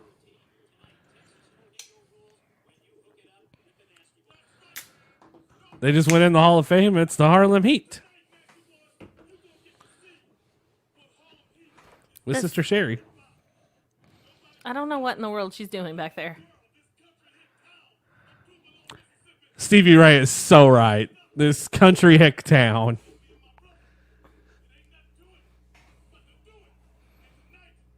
Ain't nothing to it but to do it.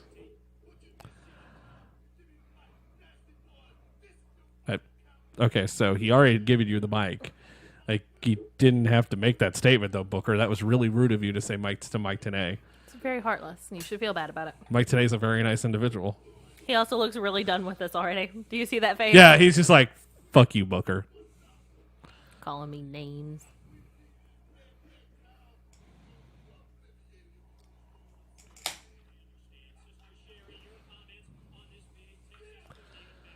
So, how well do you know the history of Memphis wrestling, by the way? Not terribly well. Okay, so one of their big running towns every week was Tupelo. And one of the biggest spots in Memphis wrestling takes place in Tupelo. Okay. They're going to try to recreate it on this night. It'll hit you when it starts. Because you saw it in the documentary. Okay. But let's just say there'll be condiments flying. Ah. Yeah. They're going to try hard. WCW. I did like this, though. I did like Sherry's pairing with the Harlem Heat. So originally, they were not called the Harlem Heat. But their manager was Colonel Parker. Oh. And he brought them out on chains. Nope. Nope. Nope. Nope. 1993, the first debut of Harlem Heat, and it was at a house show. So it wasn't taped, or it was at a TV taping, and it was prior to the taping to start. That's their debut. Nope. It's Big Bubba Rogers. It's Sting. That's Sting. Yelling at a man in a beret. That's Big Bubba Rogers. Is that supposed to mean something to me? That's the Big Boss Man. Yep. But right now he's just a man in a beret.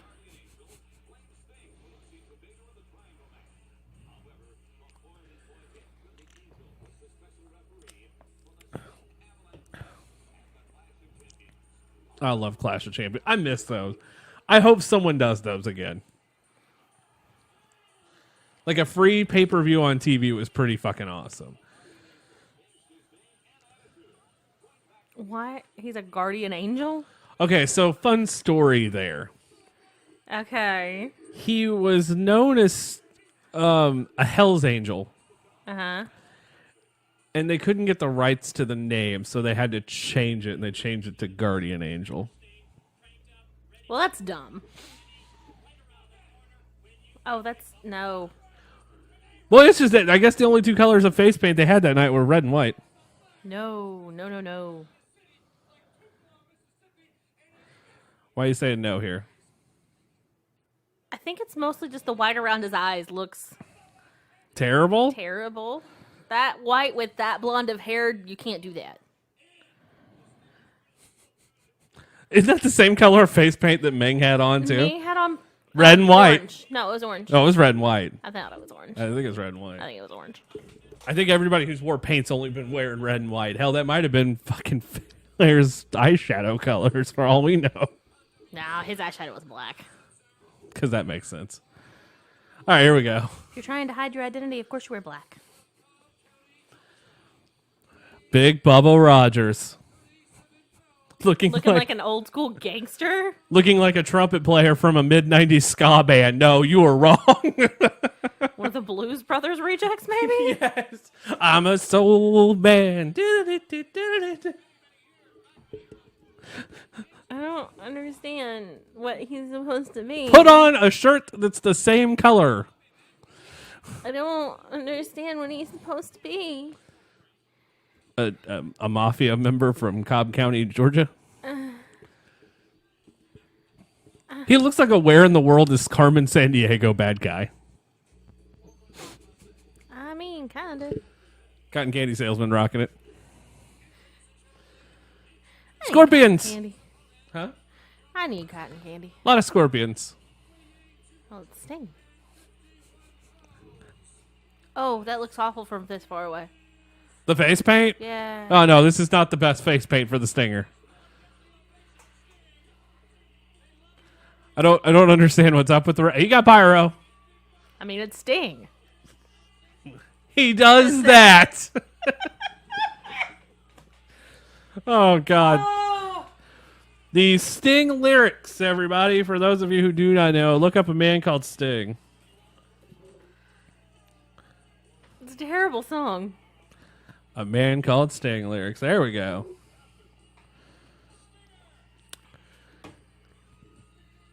He's a man called Sting. The man called Sting. He does this. He does that. He's big as a bull and quick as a cat. He is not big as a bull. He look fine. He looks cool. He's own man. He's nobody's fool. Don't double cross him or get in his way. Poor Sting. That happens a lot. Because if you do, you're going to have to pay to the man called Sting. Did anyone ever really have to pay when the two crossed him? Well, yeah, eventually, but not to Sting. Not like anybody else. If his friends ever need him, he's there to help. They'll double cross him right after. And all the kids, they go wild, and all the old people start to act like a child. Mm-hmm. Don't double cross him or get in his way. I'm reading all the lyrics that no one's heard. I'm letting you do it. All over the world, he's such a smash. You know it's over when he does the stinger splash. He loves his honey. He loves the rock. Ultimate Warrior's name when he was in the NWA. Oh. But no one important loves... I don't think that's the actual words, but no one important loves the Scorpion Deathlock. Don't you dare cross him or get in his way. Everybody wonders what he's going to do. A 2-title reign. He says he ain't through. The little stingers believe in him. That's all he needs to win the title again. Don't you dare cross him or get in his way. So did they never update that when he was no longer... A 2-time champion? No, because he wins the title in 90... No, he doesn't win it again until 97. I take back what I said. They didn't update it whenever he wasn't with Ultimate Warrior as The Rock? Well, he just started using the song in like 94. Uh-huh. And then 95, 96, and that was it. So, I mean, before he went to the black... It sounds like he's on drugs. Oh, no, that's probably the case. And booze. And, like, there's a documentary where Sting does a Christian movie where he talks about his drug usage and drinking and such. And then one night he just wakes up and thinks, I have to give my life to Jesus. I'm not making fun of the documentary, but the documentary is terrible and could end up on an episode of another show we do. Oh, Lord. It's bad. Like, the guy who plays Sting's fucking hokey. Big Bubba Rogers really does look like a member of a ska band here. Oh, he kicked him and his shirt popped open. Doesn't that happen to you when you get kicked in the stomach? I mean, it's been some time since I was kicked in the stomach. I'm going to have to remedy this. So will you put on a button-up shirt and we'll see what happens? I mean, not as cool Will as... the kid in the multicolored shirt sit their ass down? The shirt's pissed me off. The kid's starting to make me mad, too. You're so angry. Fuck that kid in this stupid colored shirt. I'm sure you had colored shirts when I you were didn't. young. I wore single colored shirts. I don't believe that. Though there's no proof of me wearing multicolored shirts. I've got several of your younger pictures. I'm sure I'll find something. None of them are in a multicolored shirt. A couple of them are in Space Jam t-shirts, but that's a whole nother argument. That's also a whole nother show. Jeez. Well, Dave Meltzer says this is the best match of the show up until this point. I would believe that. He does this. He does that. And we're already losing paint. Are you surprised? No, this is now tied with the Arn Anderson Johnny B. Bad match at 2.5 stars. I'm always impressed by a guy in a flat top. Which one? The one that's actually flat on top. Oh, Stiggs.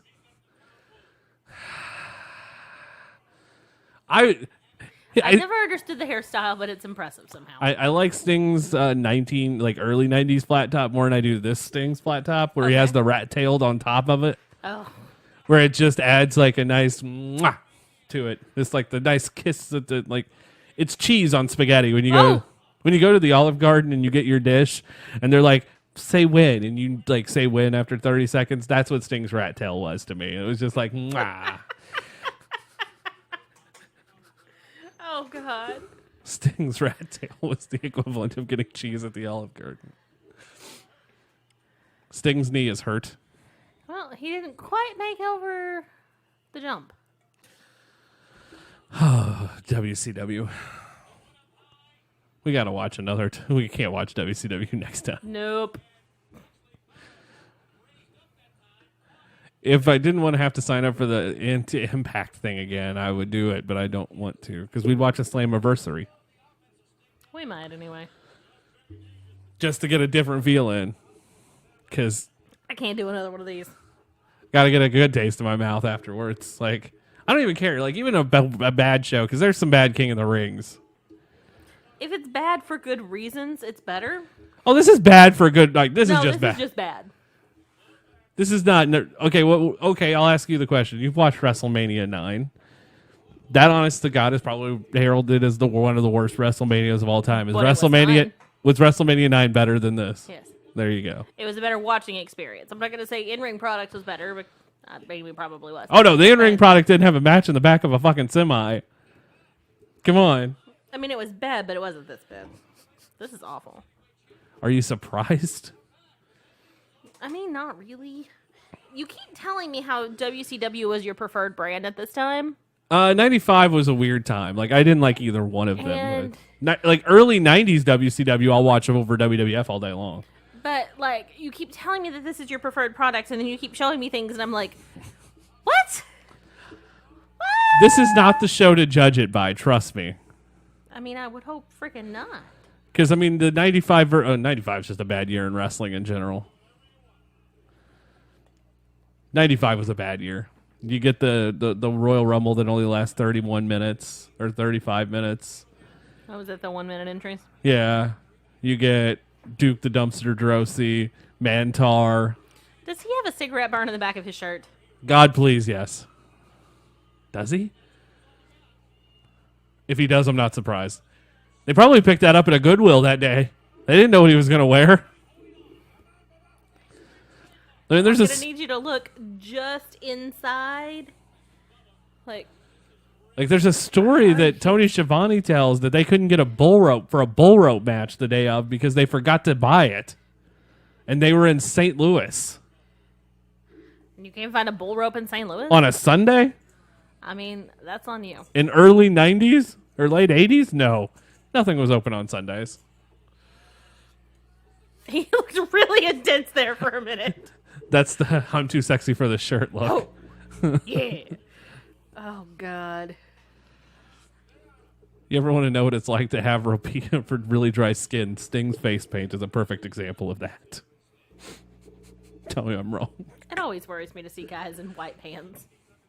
Because of the Ric Flair shit his pants stories? It's because of the Ric Flair shit his pants stories, isn't it? Partially. Sting didn't wear white that often. Flair did, though. Until he pooped himself once. Do you see it? Do you see it? Oh, that might actually be a cigarette burn. That or it's an ink spot. I see it now. Like, now that I see it, you can't fucking miss it. No, you can't. Sometimes when he bends a certain way, like, it disappears in the folds around his armpit. But is it still better than Stephanie McMahon's look from WrestleMania? Whatever. Yes, Shut it is. up. That was terrible. Freaking terrible. That is, what kind of face paint is that? There's two different kinds. This is the one that they shouldn't have used. This might actually be real paint. Because there's two different kinds of paint or makeup they use for face paint, and one would come off really bad and the other one wouldn't come off at all. This is like coming off. Latex. Off. Latex.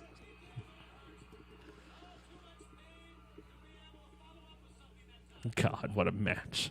Because if you look, like, it's actually peeling off like in a sheet. That's latex. It is. That's latex paint. Yeah. Which looks beautiful. Until you start sweating. And then But if there's any liquid involved, it's going to come off. It looks great, though, at the end of a match. Like, with the match with Ric Flair when he wins the world title, that looks fantastic. And, like, half the paint, like, it's just little spaces of paint. And then, like, Flair's blood. I do that to you in the bedroom. Stretch my knee? Yeah. I mean, I don't know how this hurts. Well, maybe I'm springier than Sting. There's a mental image for you. Again, it's wrestling. I don't even know at this point.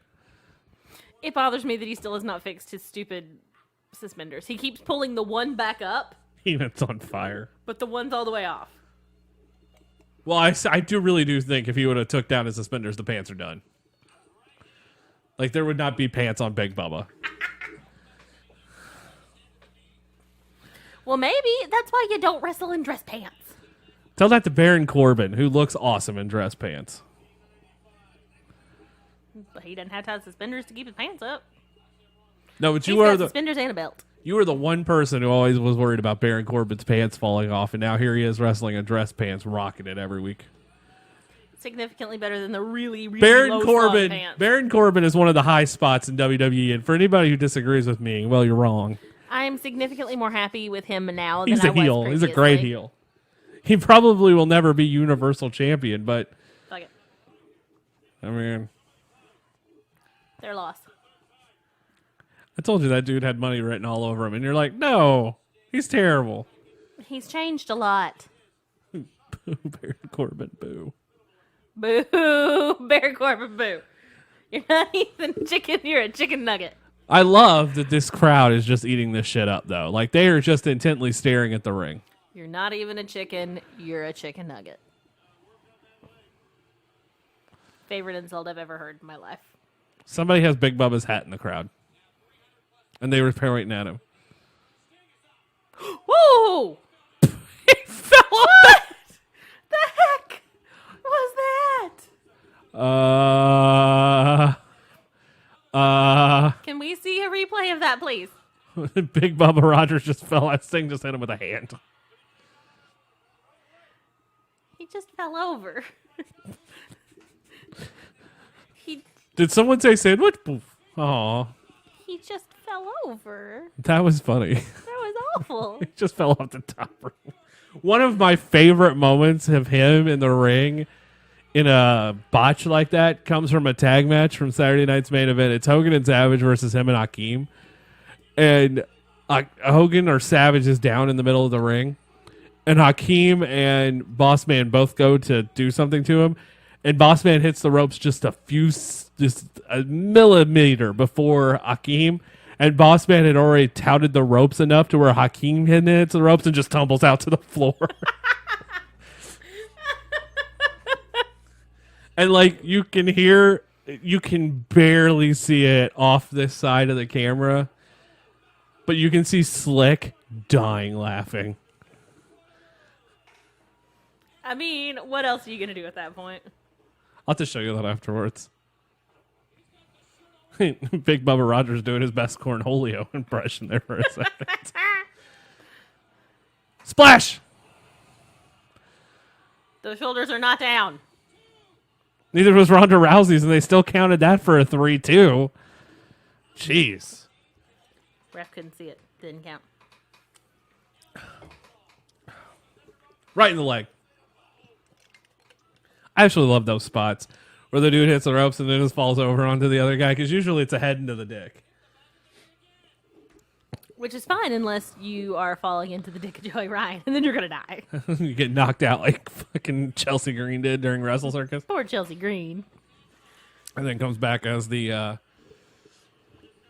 crazy bride. As Laurel Van Ness. Which was great, and I miss. I hope she gets to do that character in WWE. He falls on him too. It's over. And the crowd goes mild. This is absolutely the worst pay-per-view I think we've watched yet. And there are worse ones than this out there. I'm not entirely sure I could handle worse than this. ECW December to Dismember. I love the fact that during that show, Rob Van Dam gets in the ring, gets pinned, and the entire crowd starts chanting TNA. Is it because he was leaving to go to TNA? They wanted him to leave to go to TNA at that point. Oh. Yeah.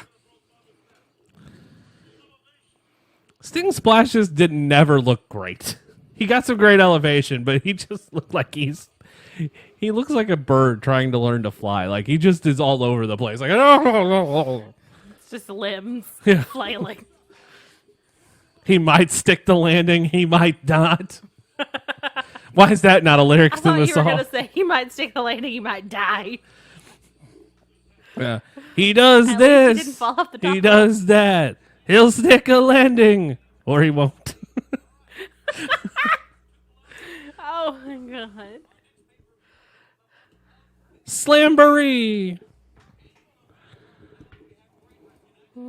So Slamboree, a Legends reunion. The fact that you know that. Well, they always did their Hall of Fame inductions during that. WCW had a Hall of Fame. Okay. WCW could have had Hall of Fame because it had bigger history than the WWF did. Yeah. So, and not a bad. Those shows were usually decent.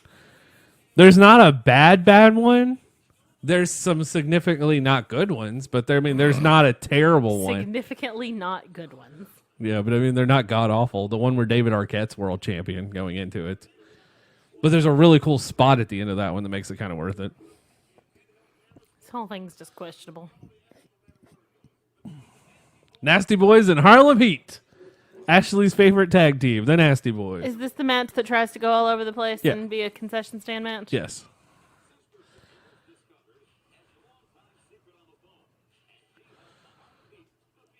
That was at a Clash of the Champions. It's an interesting dress. She always dressed really differently. 90% of the time, it's just how she was.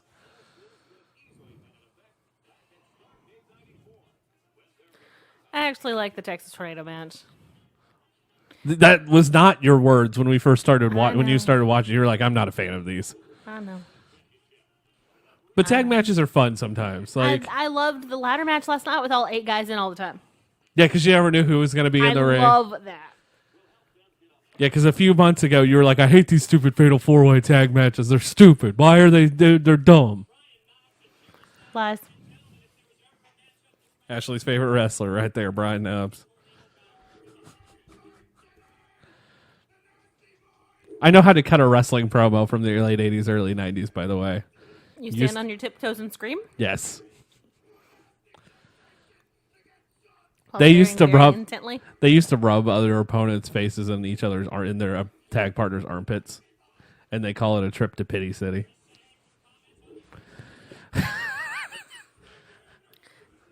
Do they have painted sunglasses on, by the way? Yes. Now, I don't know if you can actually see out of them or not. I feel like you probably can't, but he's also missing a tooth. That tooth is back in the WWF. Who are we kidding? They got released from the WWF. Sags' tooth did not. Sags' tooth went on to be a handbag for Isaac Yankem DDS. Lord have mercy. Oh my god. We should have done this for every fucking show we did I during also- WWE last year. Feel like he's missing half an eyebrow. That's probably true. He rode around with Hogan. Hogan probably shaved it.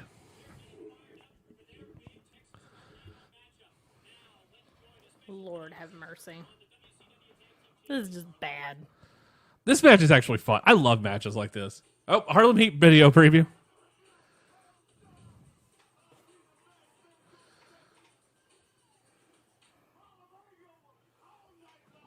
I love Booker. How could you not? I actually like Harlem Heat in general. I like Booker and Stevie. I thought they were a great tag team. I thought they were very underrated as a tag team at the time. Now they're like one of the greatest of all time. But they'll never make... I don't think WWF will ever recognize... or WWE will ever recognize them as one of the greatest of all times. Why? Because they were just a WCW team. That doesn't mean that they weren't great. Yeah, but I think WWE will never recognize superstars like that. No. Like Sting is one of the greatest of all time, but never will be in WWE's eyes. Like he was good, he was great, but he's never one of the greatest. I think you need to clarify that it's not in WWE's eyes. I get where you're going with this, as if right in Vince's eyes. I mean, look at where Triple H came from. WCW, he was terrorizing. and look at how he feels about We need to the find legacy of the game in general. no pun intended. I need to All find puns intended. I need to find a pay-per-view with John Pierre Lafitte Oh, Lord. or John Paul Lafitte from WCW, where you saw Triple H before he was Triple H, before Hunter Hearst Helmsley was a thing. I don't know who had the worst wrestling jobber name. I don't know if it was Triple H with Terra Ryzing or Edge with Sexton Hardcastle. Sexton Hardcastle is worse. Sexton Hardcastle. Are you ready to go to Are you ready for the nasty sensation? We're the boys. We're the boys. We're the nasty boys. We're the boys. That's an actual trash can. Yeah. Do you hear the theme now? The nasty boys. We're the boys. Whoever did these WCW soundtracks during this time, God bless you. God bless you and everything you do, because you should still be doing music. God. I want to hear you do music for like the revival. Oh! Speaking of which, the dude who rapped last night now works for WWE behind the scenes. Nice. Yeah, found that out. I need to look at some of the Wrestle and Flow videos, though. Where's Harlem Heat?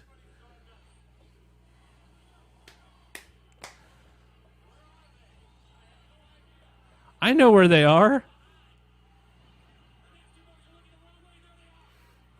Surprise! It's uncensored. There's not been an uncensored moment on this They show. can do anything they want. That was it. That was the moment. It's the second people to come out through the crowd. Bobby Heenan delivered a call, and I don't know if it was on the build for this show or on the pre-show for this show. Mm-hmm. But what happens if just one of them brings out a gun and shoots their opponent? Is that legal? We're all just like, what? And then I remember my dad going, is it? Like, okay, well, all right then, sure. But it's just wrestling, folks. Oh, jeez. This is about the only way the Nasty Boys could have had a good match. What? In a brawl. I like the Nasties. I thought they were fun. I take that back. They did have a good match with the Hart Foundation at WrestleMania 7.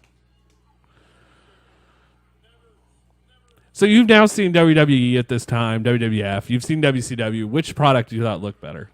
Yeah, you have to answer. Like, it's one of the two. It's an ECW looks like it's in a trash can. So ECW wasn't a trash can. no offense to anyone who's ever been to the ECW arena. And it is an old bingo hall, for crap's sake. I mean, but it always looked good on TV. it did. It looks a lot better now. Well, I mean, it's, Fuck! I just realized their ring posts have like a little bar on them. yeah, That sucks. yeah. He's now picking up Brian Knobbs. Stunt pile driver. That was terrible. God, that was terrible. Well, this is questionable at best.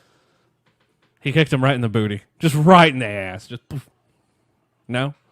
No, I don't even know at this point. you just smacked him on the back. I don't understand. I don't understand WCW. And now he's just choking him over. That's not a chokehold. He's just legit choking him in the corner. Hey, it's uncensored. Everything goes. Well, you know this is going to backfire. Oh, no, it didn't. He just no-sold it like a champ. That's a typical Tuesday in Benny City.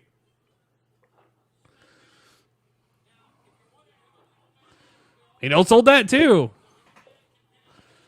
Does he not want to be a part of this match? Jerry Sachs either got something happened to him and he's just pissed at the world. Right in front of the grandma. Jerry Sachs just ran Booker T into the railing right in front of grandma. She's a stunt granny. Is that what you're going to do when you get old? You're going to be a stunt granny? I'm going to be she's a stunt granny. Oh my God, people are messaging me that I have not heard of and have heard from in years while I'm recording. Cool. It's like they know. Whoa! Sherry's in the ring.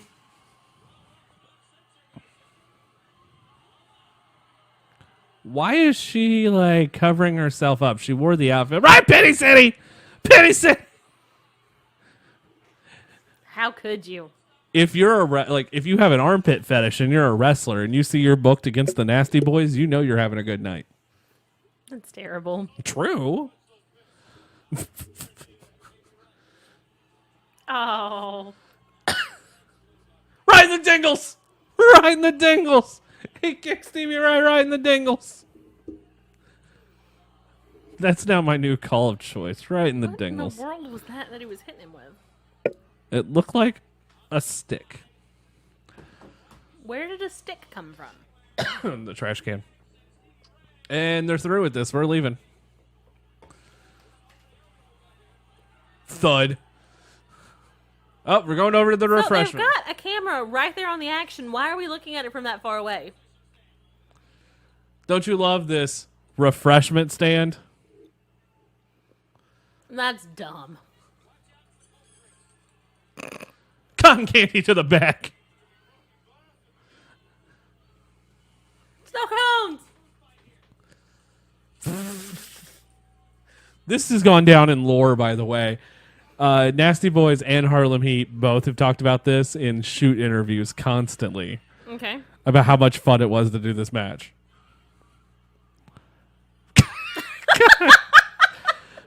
That's hardcore, let me tell you. I just smashed cotton candy on your head. Thank you, Tony, for that call about funnels.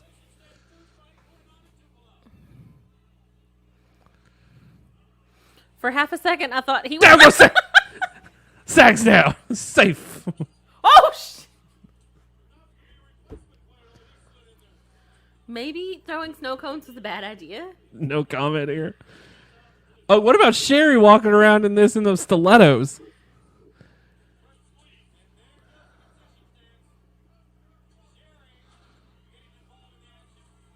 Oh! There went Sherry. And the ref is the smart one staying on the carpet. That was corn dogs. Oh, God. What in the world? Oh, Mustard. ew. We've got mustard.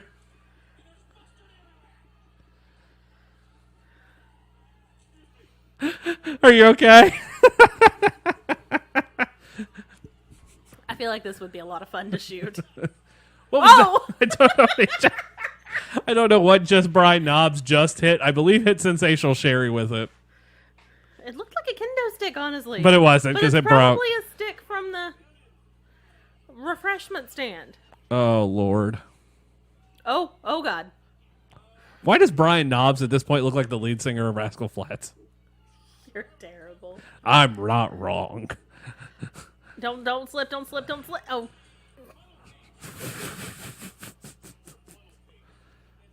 You know what maybe the call of the night? What are funnel kits? Oh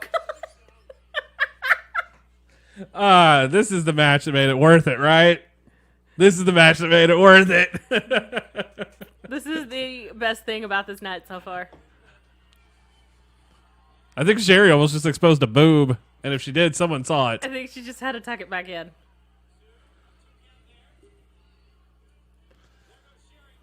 Cotton candy. I've never seen cotton candy used as a weapon before, but I mean, if you could use sprinkles and Legos, why the hell not? Do you know how deadly sprinkles are? Congrats to Boomer Hatfield on being the new Chikara World Champion, by the way, or Grand Champion. Love me some Chikara. Gonna keep up with that.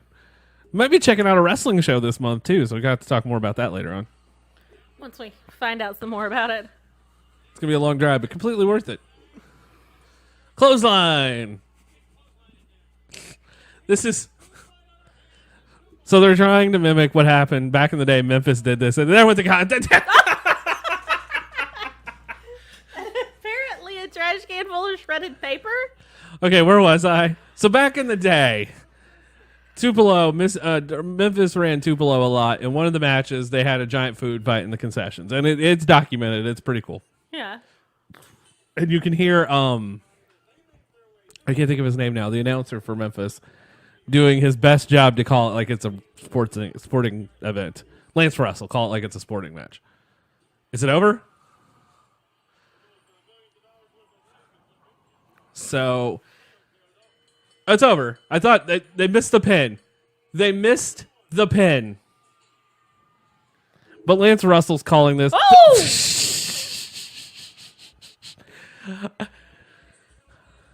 Sherry might be hurt. I want someone to go back and tell me if this is as funny as watching Missy Hyatt get thrown in the water trough at the Clash of the Champions that takes place, I think, in Topeka or Wichita. I think it's Wichita. It takes place outside. It's like Cactus Jack and somebody in a false count anywhere match. And Abdullah throws her in a fucking water trough in February in Kansas. Fucking hysterical. That's a terrible idea.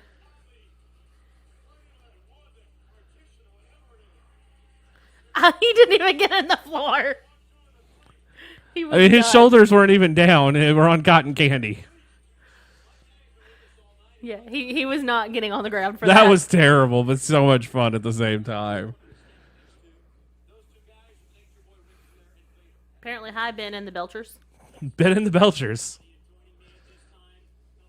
That's Frankie Stacchino's dad. Oh, fuck Mike today. Oh, he's pissed. Mike today had a great pissed off look. Vader was never a good promo. This is why Harley Race was with him. I mean, would you? You know what match we're a gonna good promo with your nose smushed? I feel like we have to cover the third fall of this, the third part of phase of this feud between Hogan and Vader at some point. Okay. That is the pay-per-view that takes place on a beach. Okay. Did we cover the first one? This is the second one. The first one happens at Super Brawl. Fuck it. We'll just do this. Ric Flair still wearing makeup. And nail polish. Flair went all out.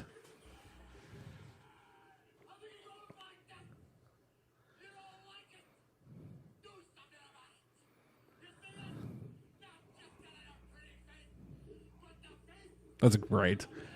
That was great. Ric Flair can cut a promo like nobody's business.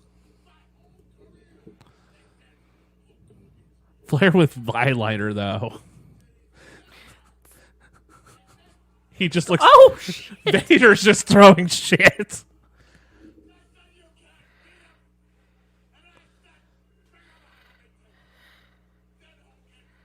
Vader's just in the background growling.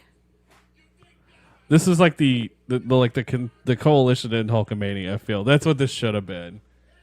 Flair, Vader, and like a third, and like you could have an ultimate just kick-ass stable. But instead they go with Kevin Sullivan, Avalanche, and the Butcher.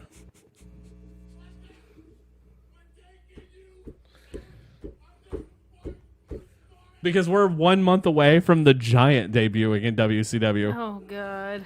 And the first time you really see the Giant, the pre-show to the Bash at the Beach 95 when they're on the beach. And they keep claiming he's Andre the Giant's son. Yeah. That's the thing? Yeah.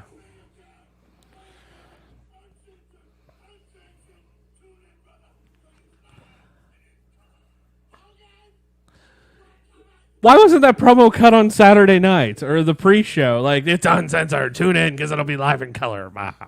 Sandwiches.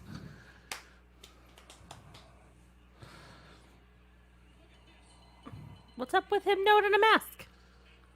He takes it off after time in matches. Vader will just get pissed with it and take it off. Like, I couldn't wear it. It's just Vader things. I love WCW Saturday Night set so fucking much. So later on another Uncensored, I think it's 99. It's either 99 or 2000. Hogan has a strap match with Ric Flair. Okay. It's called a Yappa Pie.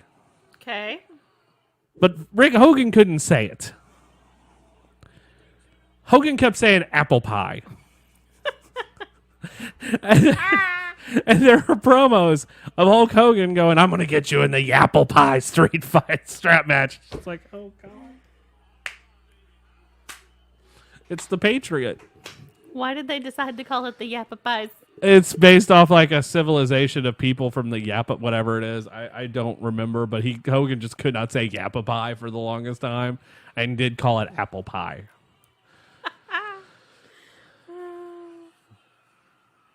I mean, he was not the greatest talker. Let's be real here. Hogan can cut a promo for days, but when you put something that difficult in front of Hulk Hogan, that is Soundstage in Atlanta. Ring of Honor runs there. NXT will run there occasionally now. Nice. Oh. Cutting a promo in front of a green screen. Oh, yeah.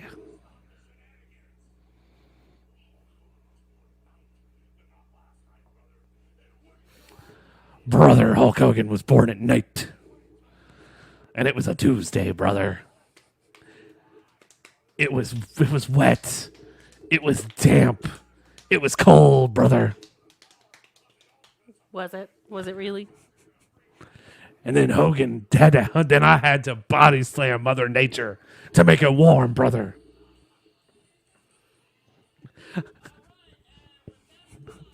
Brother. I just can't anymore. Let's go to Michael Buffer. Millions of dollars spent for no apparent reason. It's the strap match. God, I feel bad for these fans who spent like $100 probably this time for front row. Like, I just feel bad for every fan in that venue. Like, if I'm WCW, I give them a refund of like half of their money.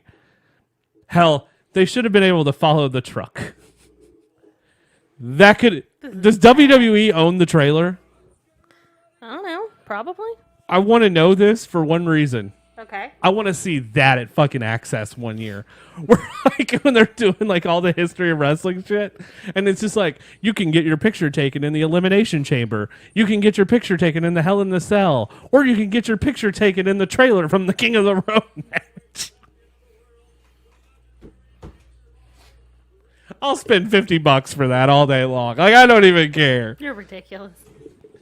Give me an opportunity to take a picture in the back of a flatbed truck with like a WWE superstar. Not a good one. I just want someone random. Who's someone would be great to put in the back of a flatbed to take a picture with for a meet and greet? Who would be someone just fantastic for that? Is there anybody? Give me a meet and greet with Heath Slater in the back of the flatbed from WCW. Why Heath Slater? He's got kids. He needs the money. The biggest big man in wrestling history. Yeah. At least in American wrestling history, because I don't know much about Japan, but at least in American wrestling. Consistently great. Him and Taker. And I don't know whether you could put Taker in the big man category or not, but... I mean, he's kind of in that awkward in-between. Because he's tall, and I know big men go into that, but I know... And Kane also kind of has to fall on that list too, doesn't he? I feel like Kane's closer to not being. Kane, Vader, Taker, we'll just do that. Yoko is pretty good in the ring. They took this from this King of the Ring promo from '93, by the way. The song. Lord. I've got the red, white, and blue running through my veins, brother. So Vader is billed at Like 6'5", 450 pounds. And the fucker can do a moonsault. The fucker can do a moonsault. Bam, bam. Oh, God, Ashley, you're missing this. I am not. Well, they had the WCW logo up there. They had the scorpion up there for Hogan. It's fucking Hogan's face. It's just his face. So The charismatic.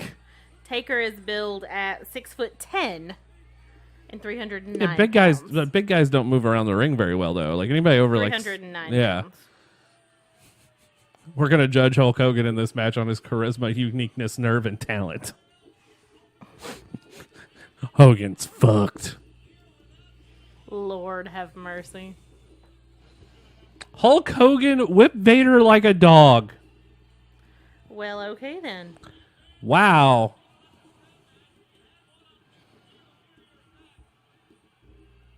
One side of Pyro's working. Oh yeah, this is where you have to touch all four corners. This is one of those matches. Kane is billed at 7 foot, 323 pounds. Yeah. Oh my God.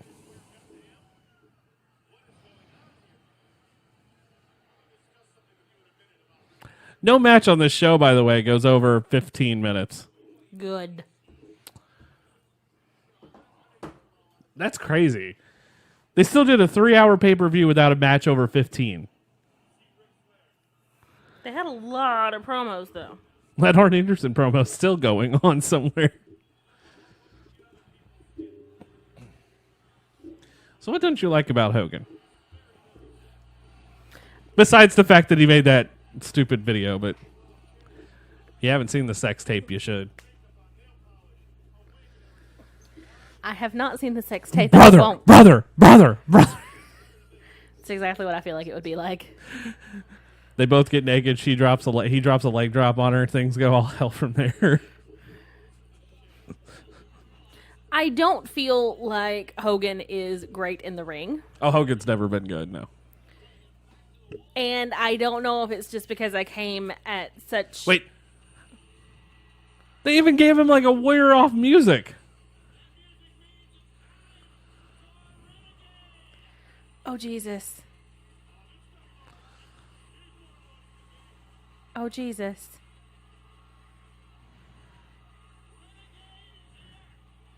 Oh, God. They really tried to make him Ultimate Warrior. Yes! That was the problem. Because when, like, the first time they debuted this package, everyone thought it was Warrior. And Hogan had to cut a second promo saying this is not the Warrior. This is the Renegade. Oh, Warrior cut a lot of shoots on this poor kid. Like, knowing the whole story, that makes me really sad. So 1988, when the Warrior actually come into WCW, they did the angle at War Games where every time Warrior would just show up, it was in a puff of smoke. Just poof. Yeah. So Warrior does a spot where the puff of smoke happens, and then there's like Warriors in the ring, and they just start beating up Warrior, and then the puff of smoke happens, and he disappears. Well, the person playing the Warrior was Renegade the first time in that spot, and before the Warrior actually entered the match. And apparently Warrior just downgraded the poor kid. And Warrior, there's a lot of shitty stories with Warrior. A lot. Oh, mask is off. That didn't take long. That makes me so sad. So before this point, this is one of Vader's last matches in WCW. This is Vader's probably last big feud in WCW. He was supposed to be part of Fall Brawl the War Games that year before Vader just said, fuck it, I'm out, and goes to WWE. I mean, that's whatever. Fun story, though. So Vader's gone, right? Yeah. And there's an episode of Baywatch that was filmed during during Bash at the Beach 95. Yes, and he's in it. That also aired right after he went to the WWF. So here's all this WCW stuff, and then here's Vader.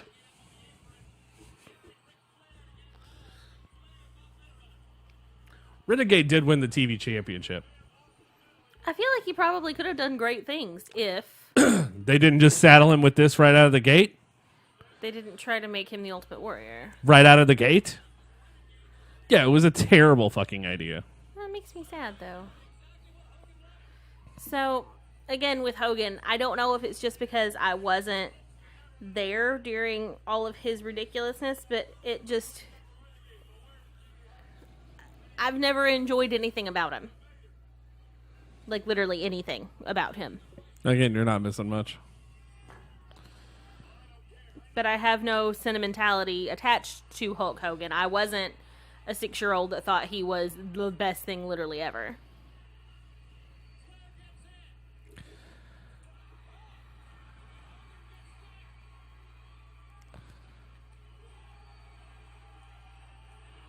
Do people realize this is indeed not the Ultimate Warrior? No.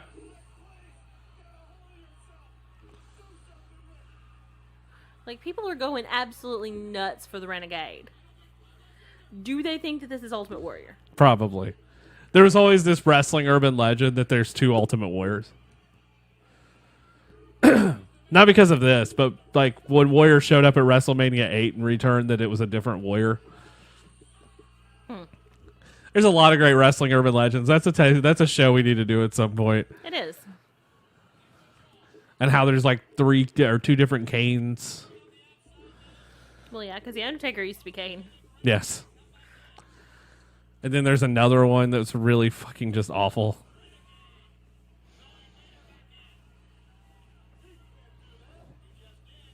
The orgy that happens in the lobby of a hotel between a couple of the guys. Like, what? Yeah. That sounds interesting. Yeah, there's some fun ones.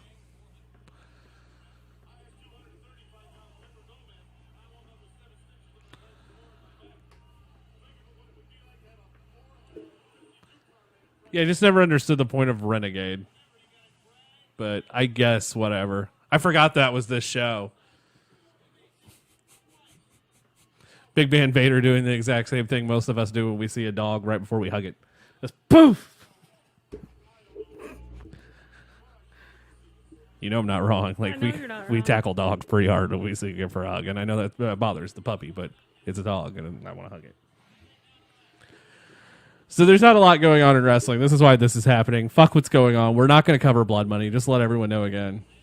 NXT was great. That's all we can really... And I'm a little sad because there are matches that would probably be good, but I'm not going to watch any of them. I want to see... We didn't watch anything of last year's. Well, we watched the Rumble, but that was before all that shit happened, too. So... But the fact they're billing it as could be better than WrestleMania just makes me mad. Hearing the words WrestleMania equivalent talking about literally anything is inappropriate. Renegade's face paint looks like what I do when I shave. Like, I've got so much razor burn sometimes, it looks like that. That's all that's missing. It's like a yellow R. I'm hoping you're not shaving your forehead. I have no comments. Well, that's questionable. If I didn't shave my forehead, my hair would grow so fast it would look like I'm wearing a Lucha Libre mask. Bet. Let's try it. I'm the Wolf Man. Or if I was in Lucha Libre, El Wolfer. El Wolfer. El Wolfer? El Wolfer.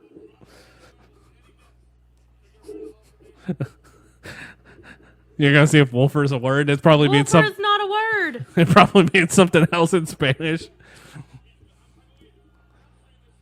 It probably means like jizz-filled kumquat. The Wolfer.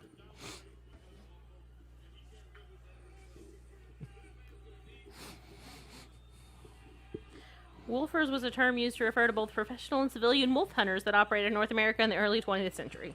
El Wolfer. I'm cool with that. Here comes Jimmy Hart with the tattered shirt. There's also an Urban Dictionary definition of it, but I'm not sure if it's appropriate. Go for it. Who cares? A wolfer is when you have a small wolf instead of a penis. I'll allow that as well. Jimmy Hart coming out in his best Walmart attire. Ripped shirt and looks like he'd better be wearing sleep pants. Jimmy Hart has ate the same fucking meal every day of his life for like the last 50 years. What? Yeah. He talks about this in Legend's house. Okay. Just beans and a potato. Why? That's what he wants. Beans and taters. Every day. Beans and a potato. Beans and a potato. What kind of beans? Like beans. It's not green beans. It's like brown beans and a potato. What kind of a potato? A potato.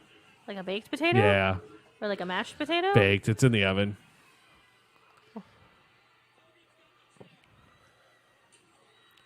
He waffled him. Beans and a potato. He waffled him. Like the worst shit. Like, okay, look. There is nothing good about Hulk Hogan. He can't even, he's going to hit a run shot, and it's just, they pulled away. They What? keep jumping to that shot while they're in this entrance ramp. Well, I say ramp loosely. The aisle. Yeah. Like the entrance aisle, they keep pulling to these far away shots. You can't see anything. You have 2 cameras within 20 feet of them. Use them. They may not have been able to show that. Like, oh, you can't show this. You can't show this. You can't show this. So when they were going to do it, they pull out to the big camera. Dumb.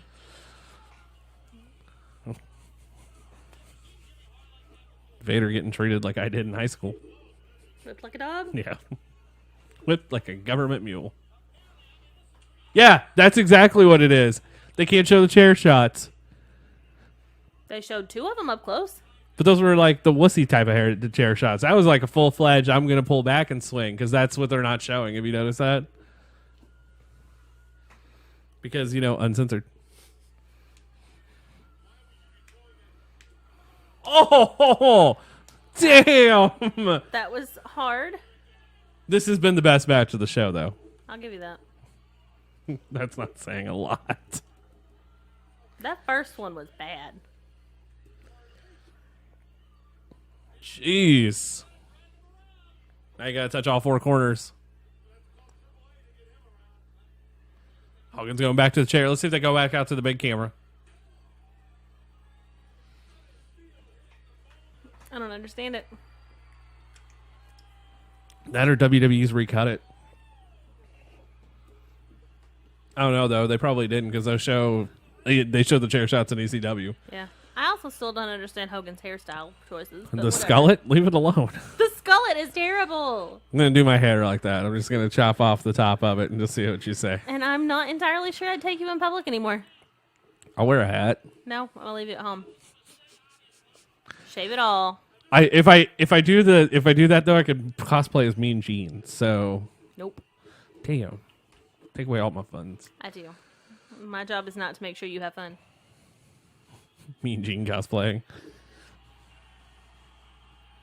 I think real people really do believe that is the Ultimate Warrior. I mean, especially if you're like back in the bowl seating, can you really tell? It's Mississippi now. I mean, I understand that his suit says Renegade, but you can hardly read that when you're up close. Yeah, but see, they'd always like fans. Like even if you casual fans know, they have to change the name if they switch companies. Mm-hmm. Oh, strapped to the jelly berries. What the hell? Oh.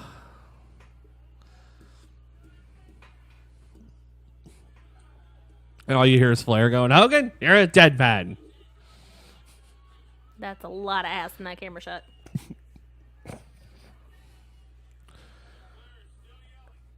'95 was a bad year in wrestling. The King of the Ring that year was really bad too.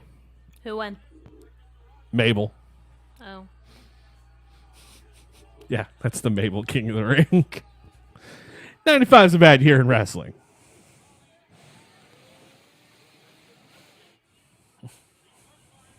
He's wearing pirate boots. Arr. Seriously, look at the Renegade's boots. They're the little folded over top boots. They're pirate boots. You know, most strap matches you can at least see the welts from the strap. I don't get why there's no welts here, but whatever. I've seen Vader in a strap match with Sting, and he was welted up like there was no tomorrow. Do you see Renegade's Yeah, boots? I'm completely over this, by the way. I'm completely over this Renegade. Do you see his boots, though? Those might actually be pirate boots. Those are pirate boots. The same way I told you that Marco was wearing girls' baseball pants the first time we saw him. Those are pirate boots. And Jimmy Hart wearing his best Walmart attire. It's not his fault that he got attacked and his short destroyed. Luchasaurus signed a contract to All Elite. That got announced this week. I'm trying to cover all the things.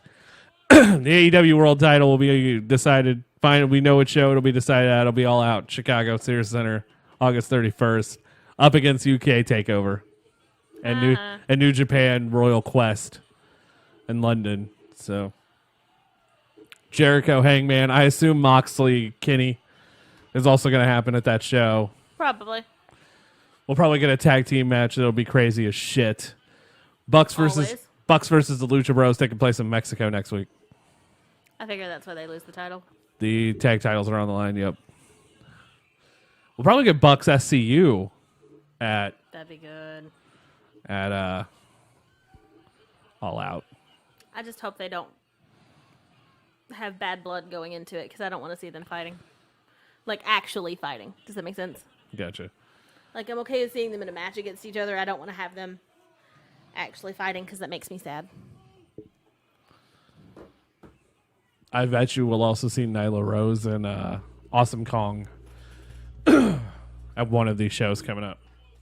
Probably not Fight for the Fallen. I assume it to be All Out, honestly. Which would be amazing. And I guess we're going to see MJF and Jimmy Havoc at some point as well. Also amazing.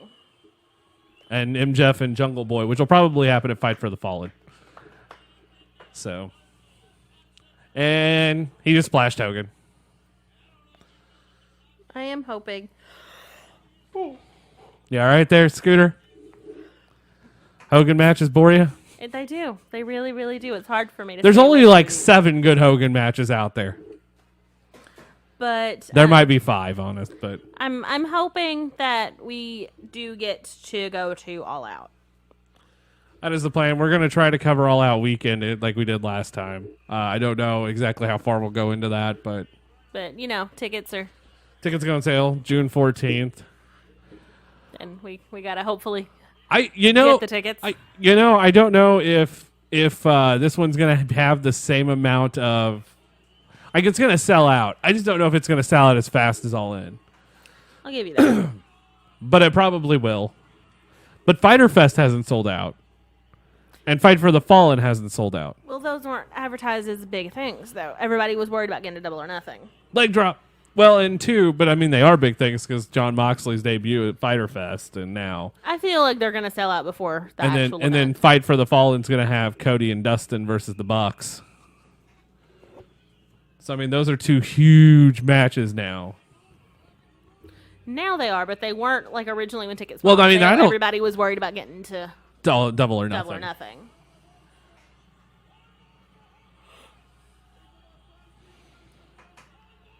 Hogan's only 1 buckle away from winning the match. Can he not just let the bull rope go longer and get to it? Does he? There's a masked man.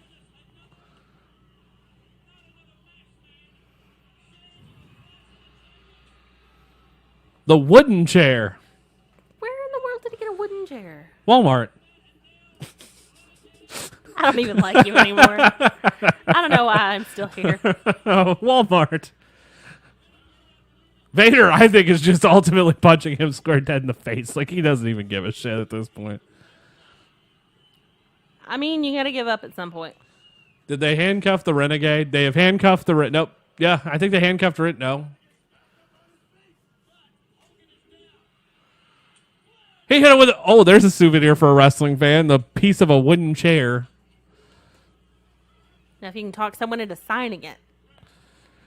I would keep shit like that for about 15 years and then show back up. It's like that thing, like when Eric kicked the dude at the Starrcade we watched when we did Starrcade 97 and he kicked the dude, that metal piece went flying into the crowd. Yeah. If I would have had that metal piece, I would have took it to StarCast to have him sign last year and just see the reaction on his face. Like, this is the same piece of metal you had in your feet when you kicked Larry Zbyszko.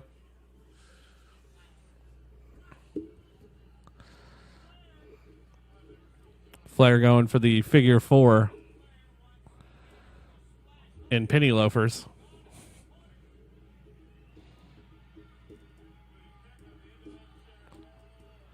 Ric Flair looking like the douchebag golf aficionado. Vader going for a swanton. Onto a wooden chair. And now he's twitching? That was a little sad. Flair now pulling out Vader. Like, yeah, I'm done with you. I think the Hogan chants are piped in. Wooden chair part 2. He broke it over Hogan.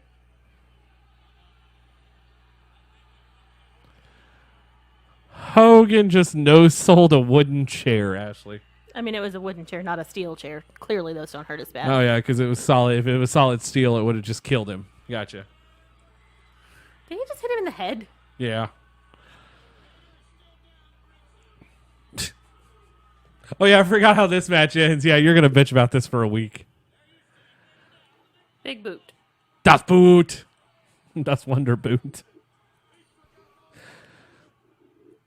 God, who thought WCW was a good idea? You. I wanted to pick a bad show. Fuck, I did. Bad shows aren't fun to make fun of, though, right? Is he gonna do this with Ric Flair now? Here we go. 1, That's not who the match is with. 2. He's also not tied to the... He also doesn't have the other side of the strap on, which is illegal as well. Do you literally have to drag the person with you? Yeah. And there's the bell! I'm done with this promotion. So was everyone else. That's why it sold to WWE in 2001. 6 years later.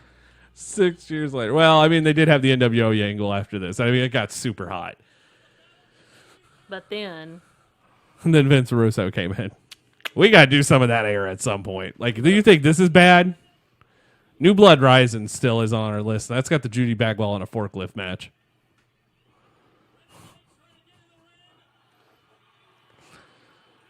I feel like we need to figure out the worst on a pole matches that exist and watch just the match. Viagra on a pole. Yep. Pinata on a pole. It's made even worse that they had the dude Ed Ferrara doing his best Jim Ross impression. Pinata, pinata, pinata. It was terrible. Here comes the masked man. Who's the masked man?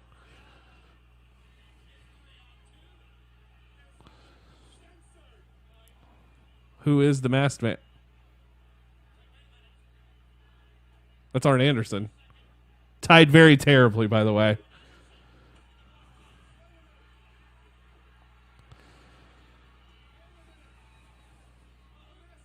So who's the new masked man in the ring? It's the Macho Man! It's the Macho Masked He's Man. bleeding. Why is he bleeding? Well, he got into an altercation with Arn Anderson backstage, of course.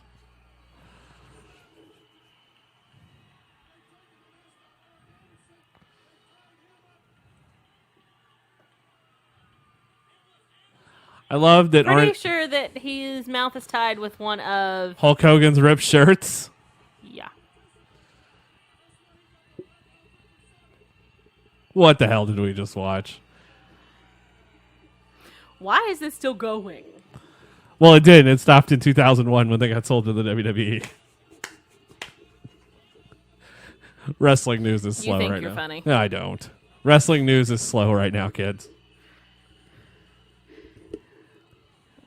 Go convince someone to make some noise and give us something. Well, I to mean, talk besides about. We won't have to do this. besides Moxley saying that there's a bunch of people that want to leave, and Jericho also said he got contacted by a bunch of people on the main roster saying they can't wait to do their show, like Moxley. Outside that, there's not a lot going on this week. The fallout of AEW's Double or Nothing, and and Takeover last night, which was so good. Like, you just have to see it. Like, I felt the same way about Double or Nothing. It was so good, you just have to see it. Like, you can discuss it, but it doesn't give you... And I'm at the point where I'm just like, you know what? No more discussing wrestling. I want to watch some wrestling. Let's make fun of some shit. Well, you sure friggin' picked it. Next week, we'll put the vote on Twitter for you guys to choose. Please make it better than this. We're going to have a list of shows. I'll do 4 shows. Got to pick stuff that happened in June. So... You want us to do something that's not on that list? Shoot us a message. We'll see if we'll it go. sounds more fun. Yeah, well. It's either King of the Rings or Great American Bashes. Neither Or of some these Clash sounds- of the Champions. None of these sound exciting. I wouldn't mind doing a Clash of the Champions. That kid just shit his pants. That was you when you were little. It was me when I was little. I know, you wrestled in the backyard with I- logs and grass. No, just logs, no grass. I used to high five the grass as if they were fans, like the brush that would grow up next I to know, her. I said with logs and grass. I didn't wrestle with the grass. Grass was involved. I would touch it like it was. Your adoring fans is grass. Was. It was great on windy days because it looked like they were all cheering. He's American made. American made. The lonely childhood of a young wrestling fan. Yeah. I wrestled a log. His wrestling name was The Log. I mean, it was great creative at that point. Did you make him wrestling music? No. And if I did, it would have been the Log song from Ren and Stimpy. It's log. It's log. It's better than bad. It's good. That's what I was thinking. Yeah. I used to have one of the Hulk Hogan wrestling buddies.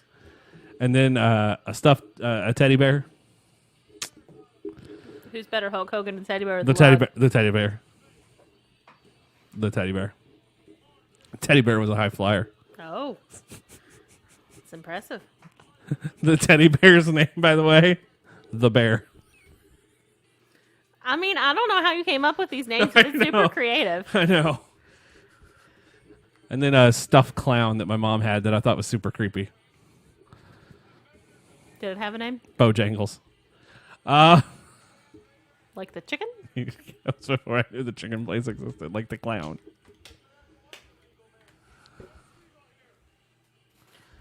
Oh, Lord have mercy. And then there was a really super tall stick. It was used as a walking stick. Did you break the stick? At one point, the stick got broke. Were you in trouble for breaking the stick? No, because we ended up always getting like new sticks all the time. But I was the reason the stick broke. Go ahead. How did you break the stick? No, that's not what I thought you were gonna. I threw it over the fence. I hit the fence with it, which was the guardrail. Oh. But that's not what I figured you were gonna ask. What? What the name of the stick was? What's the name of the stick? Pierre. Pierre? Pierre. You were expecting Mr. Stick, weren't you? I was. I really, really was. The following proceeds has been brought to you by the New World Order. Oh, God. That belt's gorgeous, though. Good God, that belt's gorgeous. He has a really nice belt. Oh, God. People are just gone. Do you see how empty that got in like 2.5 seconds? I don't think the fans there were happy with this one either. I would like to talk to someone who was actually there. If you or someone you know was it uncensored Can I give 1995? Can I give WCW some credit for something though? This is something you will never see. Hey, Neil Pruitt. We will Hey, we met that guy. He's a cool dude. This is something you'll never see WWE do, and I wish they would. Give the list of the people that helped make it happen. Yeah, I love this. I've always thought this was a nice taste. But it also doesn't, it comes across as just a TV show then, and I think that's why Vince never done it. And I get where he's coming from with that, because sports shows don't do it either. Maybe they should. But they do at the end of the season, and WWE never has an off season, so I think it's a cool little touch. It is. It would be good, and it would make people feel better, I think, about being like, how part cool of would the it be to production have group. your name on a pay-per-view when like you have kids later on in life, like, and just be like, William Afro has children now probably, and he's just like, look, my name's on a WCW pay-per-view. Paul Bush, Slayton Acker. They even put who did the catering on this list.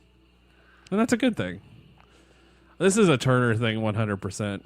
This is 100% Turner. Because I don't know any other wrestling... Legal Beagle. I don't know any other wrestling promotion that ever did anything like this. Keith Mitchell is now the runner of the truck for AEW, by the way. Nice. Yeah. And the last name on this should be Eric Bischoff's. Executive producer, senior vice president. Oh, President Bill Shaw's on here. Well, son of a bitch.